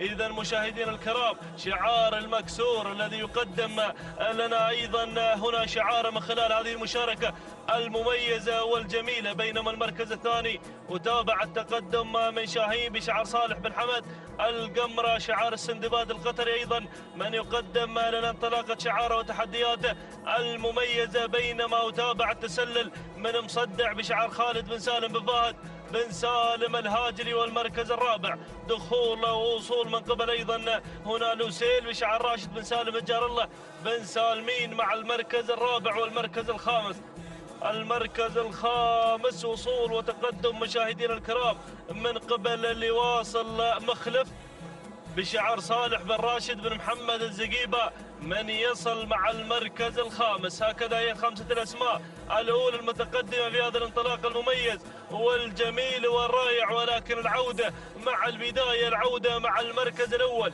مع صدارة هذا الشوط مع شعار المكسور من يقدم لنا زيزوم مسعود بن ناصر بن سالم بن فهيد المكسور، وأيضا بقيادة ناصر بن سالم المكسور من يتابع هذا الشعار ويراقب أيضا تحديات هنا زيزوم مع البداية مع المركز الأول. يا سلام! وأيضا هو شوط خاص بالإنتاج مشاهدينا متابعينا الكرام. البداية مع زيزوم بتحدياته المميزة والجميلة. بينما المركز الثاني وتابع التقدم من لوسيل راشد بن سالم بن جار الله بن سالمين المري مع ثاني التحديات. المركز الثالث يتقدم شعار الهاجري بتحدياته المميزة والجميلة مع المركز الثاني شعارك ابن فهد. مع المركز الثالث مقدمة لنا أيضا انطلاقة مصدع خالد بن سالم بن فهد الهاجري. والمركز الرابع وصول وتقدم من شعار القمرة مقدما لنا شاهين صالح بن حمد القمرة. والمركز الخامس وصول من شعار الزقيبة مع المركز الخامس، وأيضا الوصول من شعار الفراج يصل هنا في هذه اللحظات مع الحاكم محسن بن علي بن مبارك بن سالم الفراج من وصل بتحدياته المميزة والجميلة في هذا الانطلاق. لكن العودة مع البداية، نعود مع المركز الأول مشاهدينا متابعينا الكرام اللي غير وانتقل نحو الصدارة.